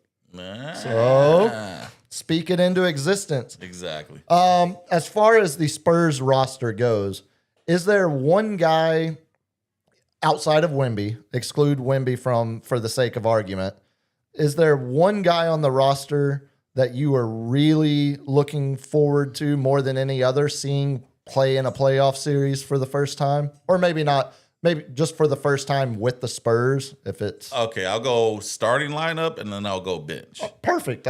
Perfect. I lost my voice there. I had I had starters and role player spotlight. It's like you read the run sheet that I didn't send starters, besides Wemby, everybody wants to see Wemby. The world wants to see Wemby. Of course. I want to see Stephon Castle. I want to see him break out and show the people that he should have been an all-star this year. Potential all-NBA third-teamer Steph Castle. There's some momentum, as you love to quote, there's some momentum building for Steph Castle to be. And you know, if it's on Charles Barkley, he's going to be talking of Steph Castle. He loves that guy. Like every time I've seen the old heads all do. Yeah, like because he plays both ways. Mm-hmm. He's like, man, he's out there just bully balling people, you know? So that's on my starting lineup. Let me give you my starter then, because it's different than yours. It's hard to argue the excitement of wanting to see the future of Wemby, Steph, Dylan Harper, the young guys that we know are going to be a part of playoff runs together for the next decade. Completely agree. Castle's the obvious one. De'Aaron Fox is the guy that I think more damn liability sometimes. That's why I want to see him that's why I want to see him the most out of any of the Spurs starters, because if that's the case, if we're fumbling balls out of bounds, throwing alley-oops on 2-on-1, if we're doing the things that everyone latches onto and makes it sound like De'Aaron Fox is a bum who shouldn't be on the bench. He missed a 2-footer. Again, I can't argue against what happened, but I can argue the resume of De'Aaron Fox says he's a damn good basketball player. And going into this series, maybe not this series, but going into this playoff run, I think De'Aaron Fox is the guy that is most important, not named Wemby, on this roster. I think if you get all-star De'Aaron Fox, this team, we're back to talking about its championship and nothing less. Nothing else matters, as the Dallas Stars would say. The one thing he has that he needs to do if the Spurs are gonna make a championship run, is he's got to go to the hole and draw fouls on the big man. Or if nothing else, because that's not on the stat sheet. But as they're closing in, he needs to get physical. He needs to, because he's a little guy. He's a little fella. Mm-hmm. You know, like get that contact. Get some of these big men, because especially what we're going to be looking at is the IDF agent. He's gonna I'm not sure that's the preferred nickname by Blazers I don't know. PR. You're also hurting your chances of ever getting credentialed, but go on. Yeah. You're not supposed to repeat what I tell you before the show. Hey, I didn't say you told me it. No, as I say. I still don't know what it is. As I repeat what you shouldn't say. Yeah. But if De'Aaron Fox can get to the hole and draw a foul on him, gets 2 quick fouls, boom, we don't have to worry about him. Yeah, if De'Aaron Fox can average more than 3 free throws a game, that's a great sign. I completely agree. So he needs to stop taking threes. See, that's. I mean, it stretches the floor. You've got to take them if they're there. You've got to take it. Take a couple, but then drive to the hole. Get that contact. I'd rather see that than some airball threes because that just deflates. It deflates me personally, but it also deflates the team. You see them just kind of like, That's why I think, and that's why I think he's most important outside of Wemby when you're looking at the starters, because he's also kind of like we were talking about with Drew Holiday. He's got way less experience than Drew Holiday, but De'Aaron Fox has been. He's been to a Game 7. He went toe to toe with Steph Curry over 7 games and lost Game 7 to the champions, borderline late prime Steph Curry. Yeah, like De'Aaron Fox has at least been in the foxhole for a long, drawn-out series against an all-time great. Hey. I didn't even realize it. Been in the foxhole. Hey. Chalk that up to just natural creativity. Bench players, role players. Bench players, the heart, Keldon Johnson. Obvious, yeah. I want to see him get the Ginobili minutes. I want to see him out there because he is a bruiser. He pushes people around. He goes to the hole and gets the foul, and he knocks down the 3. And it seems like he knocks down a lot of important threes. So I'm excited to see him and see if he takes it up a notch when he finally gets to the playoffs. This might be an obvious thing to say, but usually guys that are the 6th man all through a 6th man is way more important over the course of 82 regular season games than it is during a playoff series. Because once you get to even Manu through all of the Spurs playoff runs, he was never a 6th man in the regular season, but he really wasn't a 6th man in the playoffs. He was playing like most of the 4th quarter. Exactly. And that's where if you're getting a version of Keldon that you can't take off the court during 4th quarters of close games, then that's why we taking off Fox and putting in Keldon. See, I think if Fox is not going to the hole to get those fouls, I can see him getting benched for Keldon. That's a hard. Then who would you have? You're letting Castle run predominantly point. And still having Harper coming off. See, Dylan Harper is my guy among the bench players because I think another one that goes to the hole. Right, and the ability, as you were saying about Fox, among the starters, the thing that Dylan Harper is already borderline elite at as a rookie in this league, rim finishing for a guard. Yeah, and the thing that can carry you more than perimeter 3-point shooting during a playoff series, you're going to go dry over stretches from the outside. Yeah. If you have a guard that can penetrate off the dribble, get to the rim, and finish at a efficient, borderline elite level, that's the kind of guy that can stop opponents' runs on his own. Yeah. That's the kind of guy that when you've missed back-to-back 3-pointers on back-to-back possessions, the Blazers score a couple easy baskets. Well, now Dylan Harper can drives to the rim, gets fouled, or scores and gets fouled. And all of a sudden, you'll love this, all of a sudden, any momentum is gone. Because your guy is able to finish at the rim and quell any type of run like that. I think there's also a very good chance that we see some of that efficiency drop in the playoffs from Harper because he is as good as he is. He's a rook. He's a rook. And I think, all of the majority of these guys. He's got to stop the turnovers. And that's the same thing with Castle, too. He's a little turnover happy. And that will get you taken off the court in a playoff game faster than anything. If you're turning the ball over, especially, sloppy turnovers. Well, and transition turnovers, like what's the word I'm looking for? Live ball turnovers. Mm-hmm. It's not the pass out of bounds that kills you. It's the pass that gets intercepted and turns into a dunk at the other end, where someone's cherry picking, who's just like the big man's back there. Just he's not in the play because he's no way going to catch up to one of our if Fox got the fast. And you're going to see that with Clingan. I mean, you're going to see some trailing big men from the Blazers. And especially Clingan is also going to jack up some threes on you. Yeah. Something he didn't do a whole lot of at UConn, but he does now with the Blazers. So, I think those are – if Keldon forces his role to be more than the sixth man and a guy you can't take off the court, others will lose minutes, but that's a good thing, I would think, overall, if you're getting that kind of punch from him off the bench. It's all who's got the hand. If Harper, and that's the thing about having this much depth. Yeah. They can do that.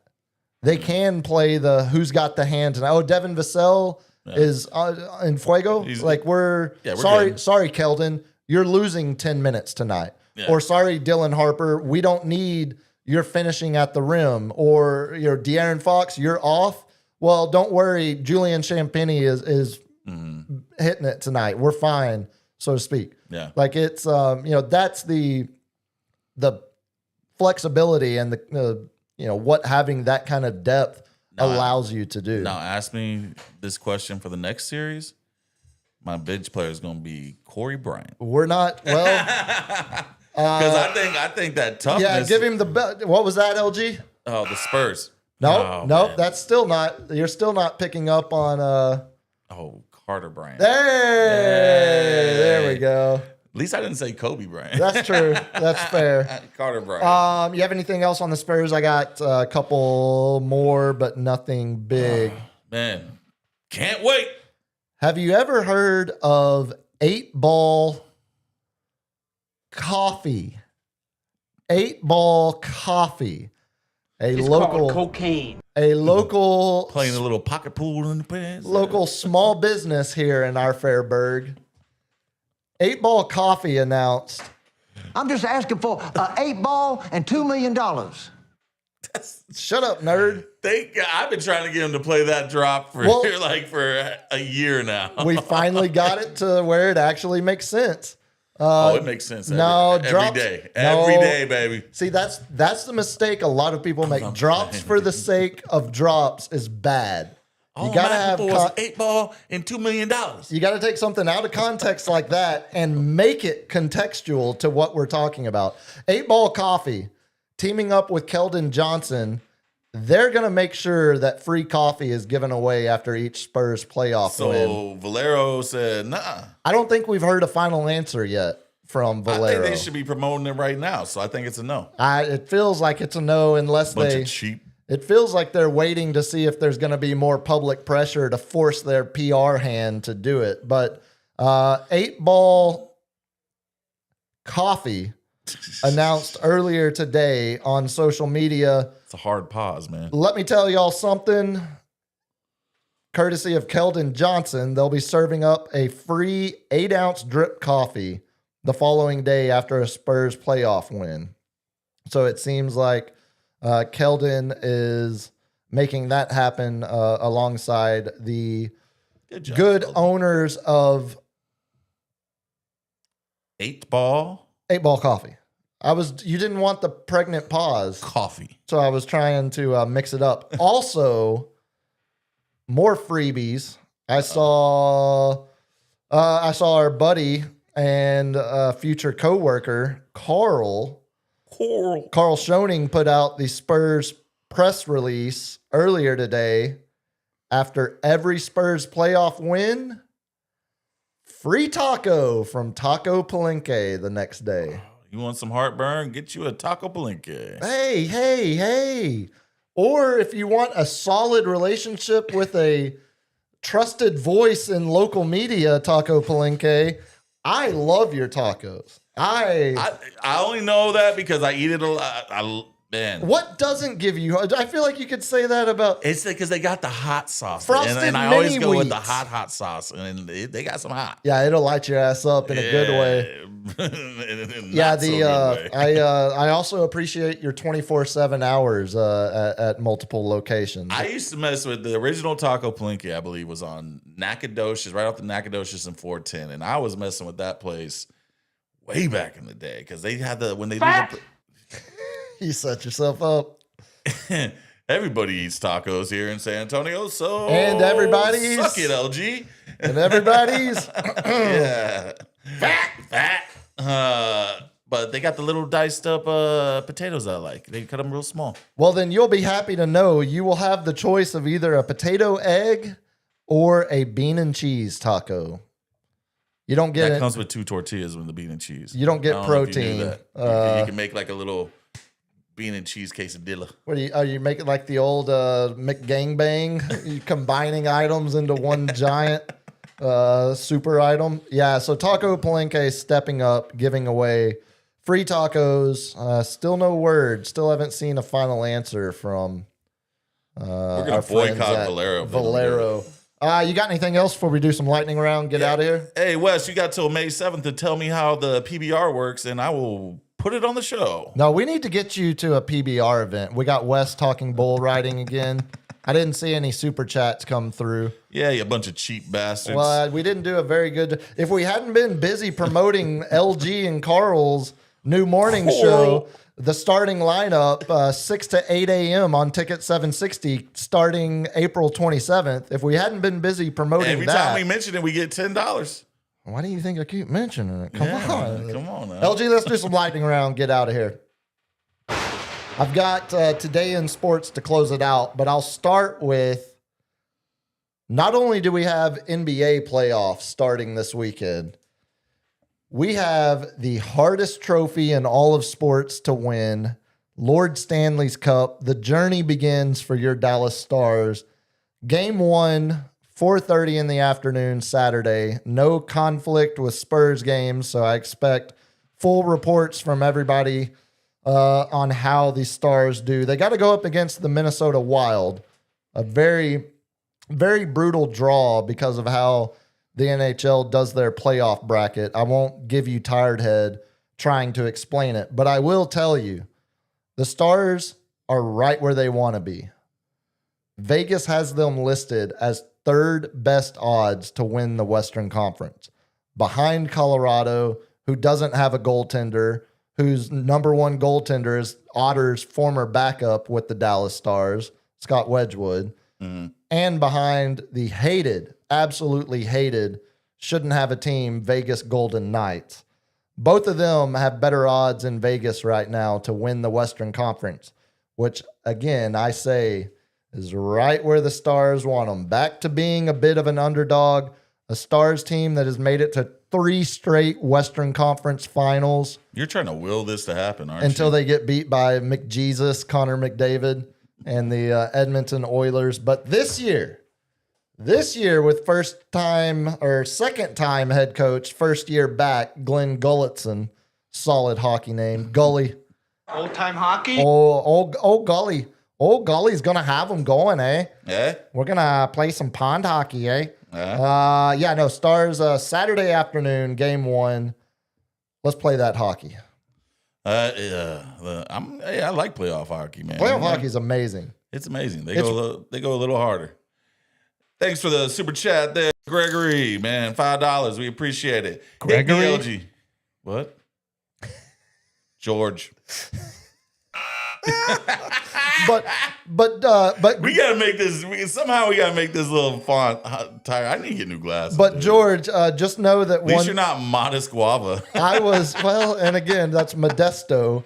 I was raised by a George, so I will not take the George slander from the other side of the table. I will defend your honor. Thank you, George. Gregory.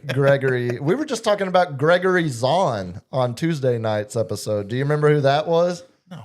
Greg Zahn, the big Rangers free trade deadline pickup back in 1996. Sure. All right. Hit me, LG. He beat your Yankees. Well, first of all, you're not going to read George's I hate to see an empty glass. I love it. Dude. Oh, thank you, There you Georgie. go. You're the best. Yeah. And did we get our little graphics? Oh, Yes, there's coins in the glass. And guess what? It's no longer empty. It's no longer empty. Do you have Because anything? of you. Greg, I said hit me, LG, and you just interrupted me. You know? Oh, okay. You know, come on now. I'm trying to keep us tight. We loose, baby. I'm trying to take care of the super chat. See, we all got roles to play here, boys. We're swimming in lanes. We are starting again with your Dallas Cowboys. Cowboys safety Marquise Bell arrested Friday on charge of possession of controlled substance and marijuana. You know what his biggest problem was? Driving through Collin County. Yeah, Colin. So I was like going to ask you because you're North Texas trash. That's correct. Where is Collin County? It is the county you Don't drive through with drugs. I would suggest it's the county that gets, when you think of Dallas, outside of Highland Park, Yeah. right next to SMU, right in the heart of Dallas. When you think of a stereotypical Dallas douchebag, when you think of the negative stereotype of the city of Dallas, So it's a bunch of breathable back shirt guys. it's Plano, Allen, McKinney, Frisco. That's Collin County. It's the North Dallas that went far enough You north. see my boat, bro? That's it, very much so. You seen the boat, man? Hey, look at the speakers I got on here. It's where my little brother works. If that Hey, get that tells money, you- little bro. That's right. That's right. that money, little cat. Collin County is Plano all the way up to north of McKinney. It is, as I said, it's not where you want to be transporting any illegal substances because they are quite serious about backing the blue. Over under, how many more Cowboys get arrested for drugs? What? I mean, this week, this month, Over under 3. 3.5. before the season kicks off, Very low percentage. 3.5 feels. We haven't had Over under. We haven't had a summer of 4 Cowboys getting popped for drugs in a long time. This is it. This is the summer. We've got 1. If you had told me the over-under is 2.5, You might go over. I'd probably take the over. It's still early. We haven't even had the draft yet. Not even the draft yet. Okay, if they draft a player, does it count if he gets popped before he signs his contract officially? Nah, he's got that star. Yeah, he's wearing the hat on draft night. Yeah, give me the over. Give me the over. Hit me, LG. So we had a little bit of history made earlier today. I know we don't normally do Yankee Minutes on the second episode of the week. Usually reserve that for a weekend catch-up. Love playing catch-up. Way better than... Trout and Judge were having a time of their lives. So we this talked series. about that on Tuesday, the fact that they were only the 4th pair of multi-time MVP winners to hit multi-home runs against each other. Well, today we had Mike Trout making yet even more history. 1972 is the last and only time anyone has done what Mike Trout did today at Yankee Stadium. Trout became just the second player ever to homer in 4 straight games in the same series at Yankee Stadium. John Mayberry did it in 72.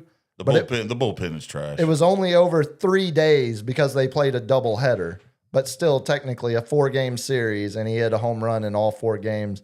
And I believe Trout actually had 5 home runs. We had another walk-off. He's on pace for his first Yankees, 50 home run the Royal season we. ever. Yeah, that counts for you. You can claim that. No one cares. Actually, we all care. No one cares. Which Just the is most why popular baseball team in America. Oh, why didn't you just say sports team? The most popular sports team in America. Who would that be? Continue. No, I'm done. I just wanted to rub some Yankee history, some bad Yankee history in the wound. Hit me, LG. Do you know what EPA is in football?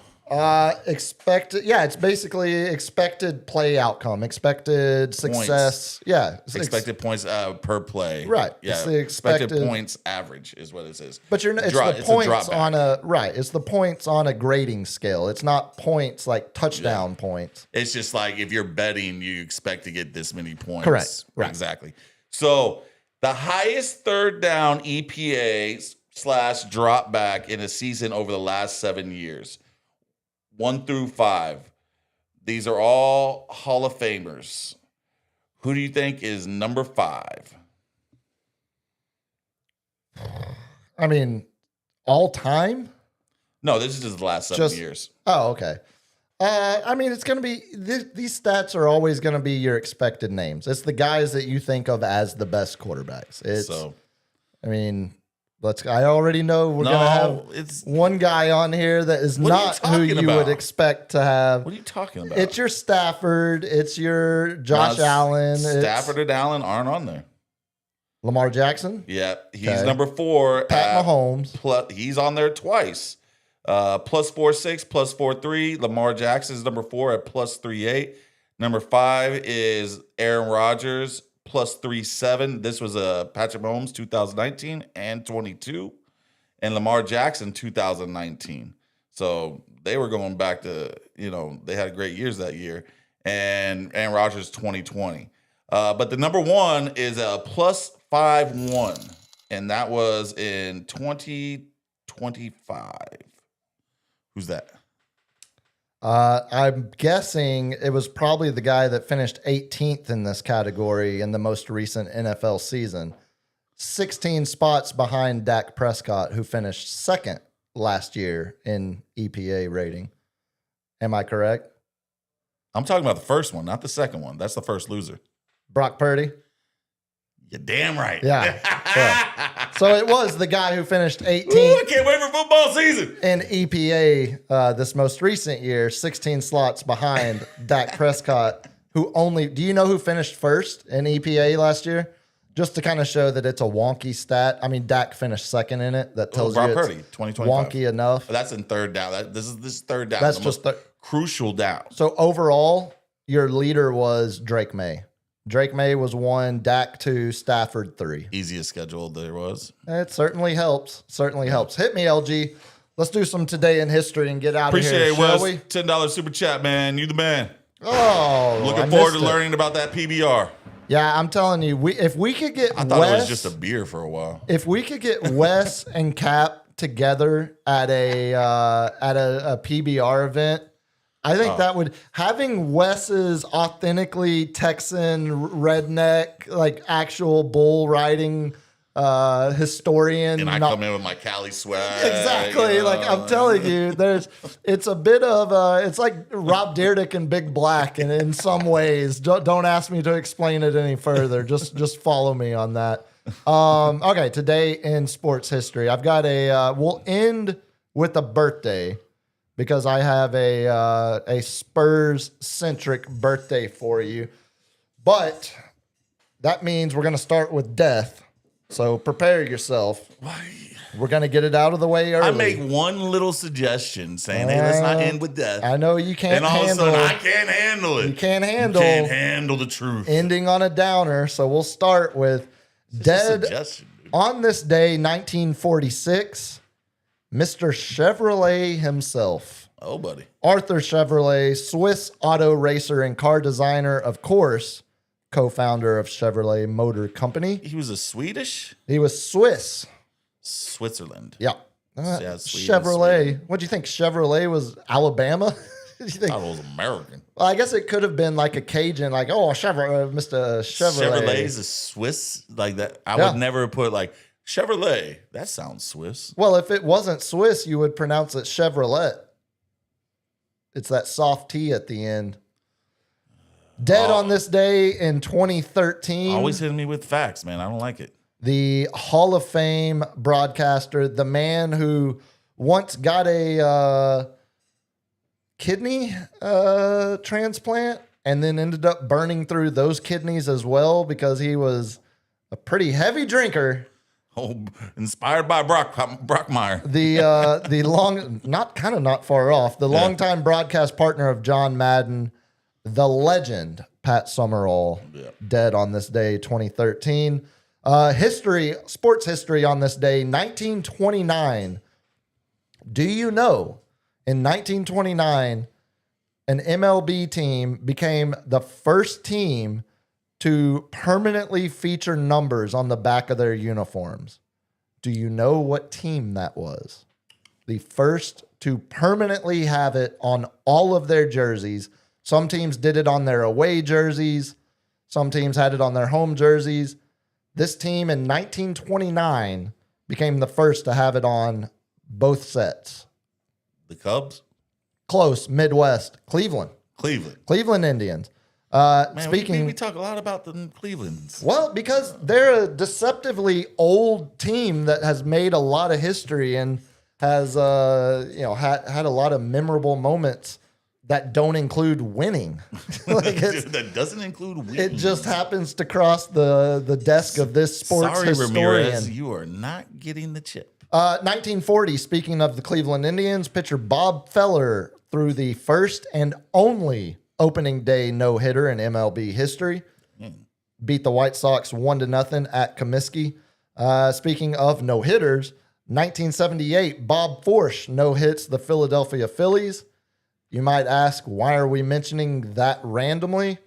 Because that made him and his brother the only sets of brothers to each have a no-hitter. We talked about that. Cute. A couple of weeks ago. 1980, you think it's cute? Arthur Ashe retiring from professional tennis. You think that's cute? You should do your research, bro. Why are you going to throw Arthur Ashe at me? Because it's next on the list. I'm just reading the run sheet. You know Arthur Ashe, the first black player to win major. Yeah, go look up some of his health. All his good deeds on that he did. National Healthcare Decisions Day. Why don't you look up some of the healthcare? One of the greatest awards that tennis players want to win is the Arthur Ashe Award. Some of the healthcare decisions he had to make in his life. But no, it's cute. Go on. Sickle cell's a son of a. 1987, Michael Jordan became the second NBA player in history to score 3,000 points in a season.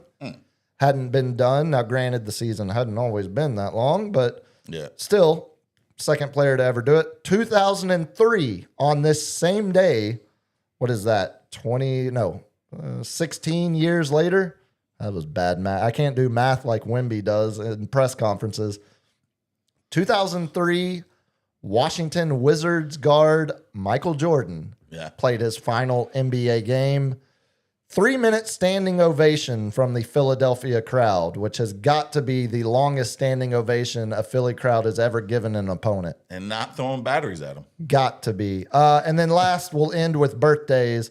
1928, one of the greatest nicknames in sports history, American Pro Football Hall of Fame cornerback, 7-time first-team All-Pro, born in Austin, Texas, Dick Butkus. Night Train Lane. Oh, Night A little Train. older than Dick Butkus. Born in 1928, the Night Train was. 1942, British businessman and eventual racing team owner Frank Williams, born on this day. Of course, Williams Racing, longtime Formula One team, starting in 1977. He founded. 1944, Bob Montgomery, the last MLB player to bat without a helmet in a game. 1944. I would have thought it actually was more recent than that.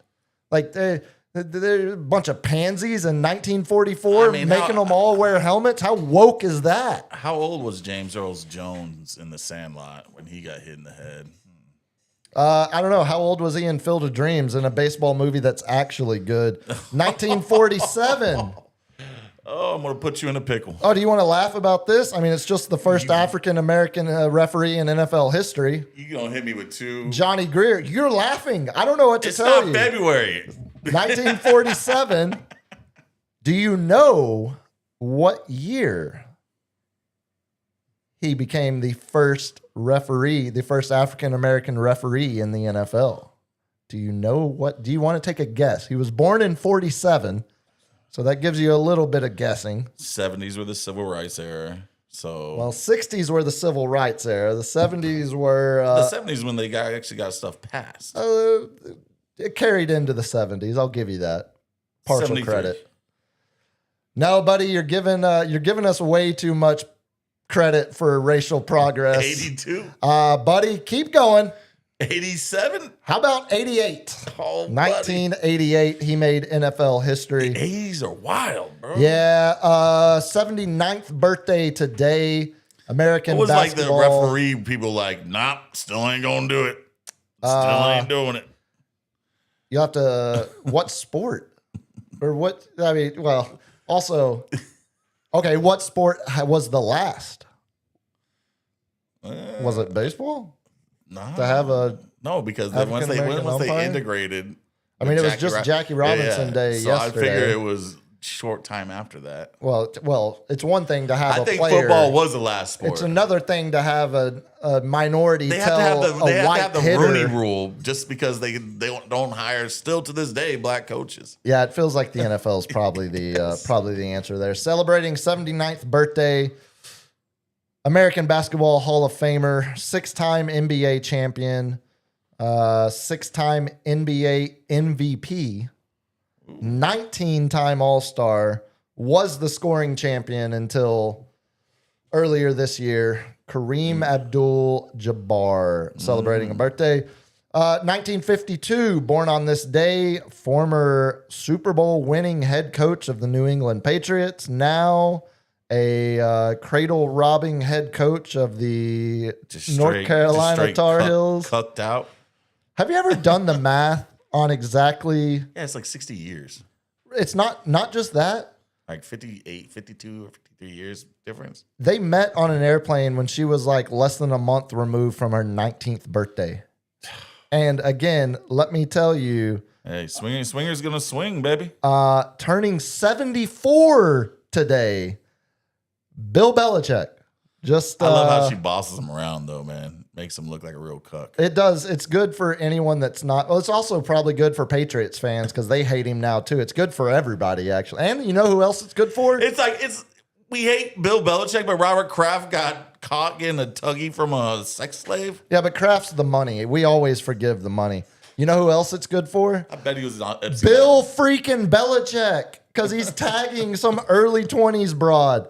Also born on this day off on the coast of France, American baseball player and manager Bruce Bochy, born in 1955. Viva la France! We'll skip the ender, come back to it. 1982, Gina Carano.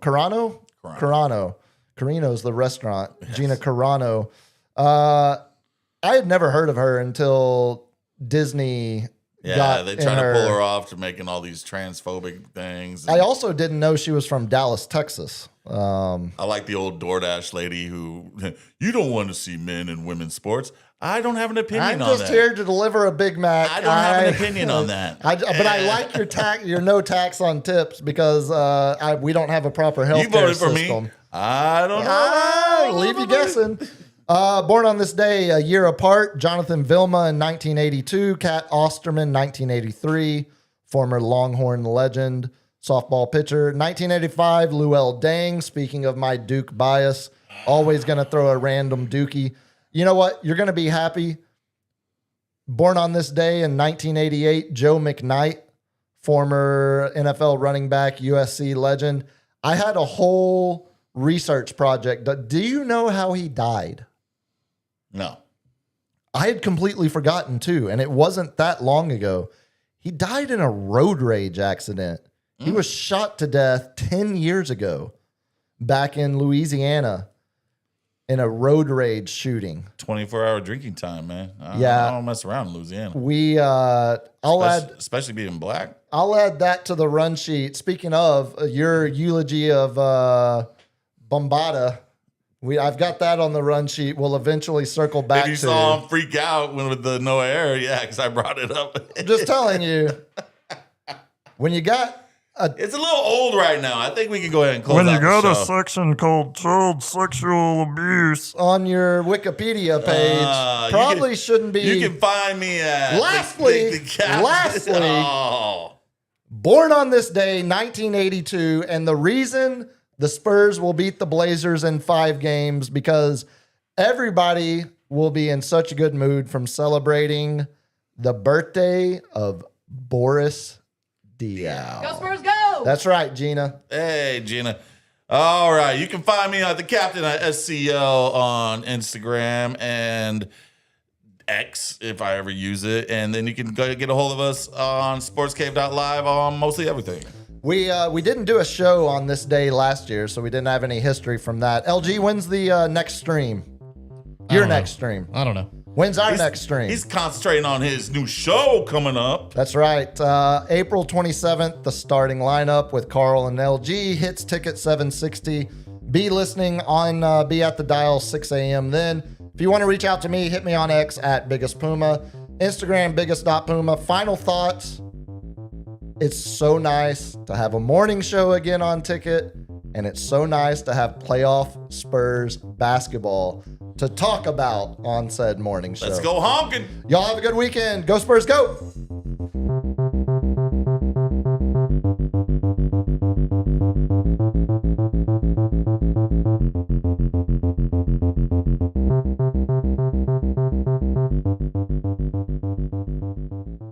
Kids, what do we say about drugs? Only thugs use drugs. They don't do drugs. Yeah!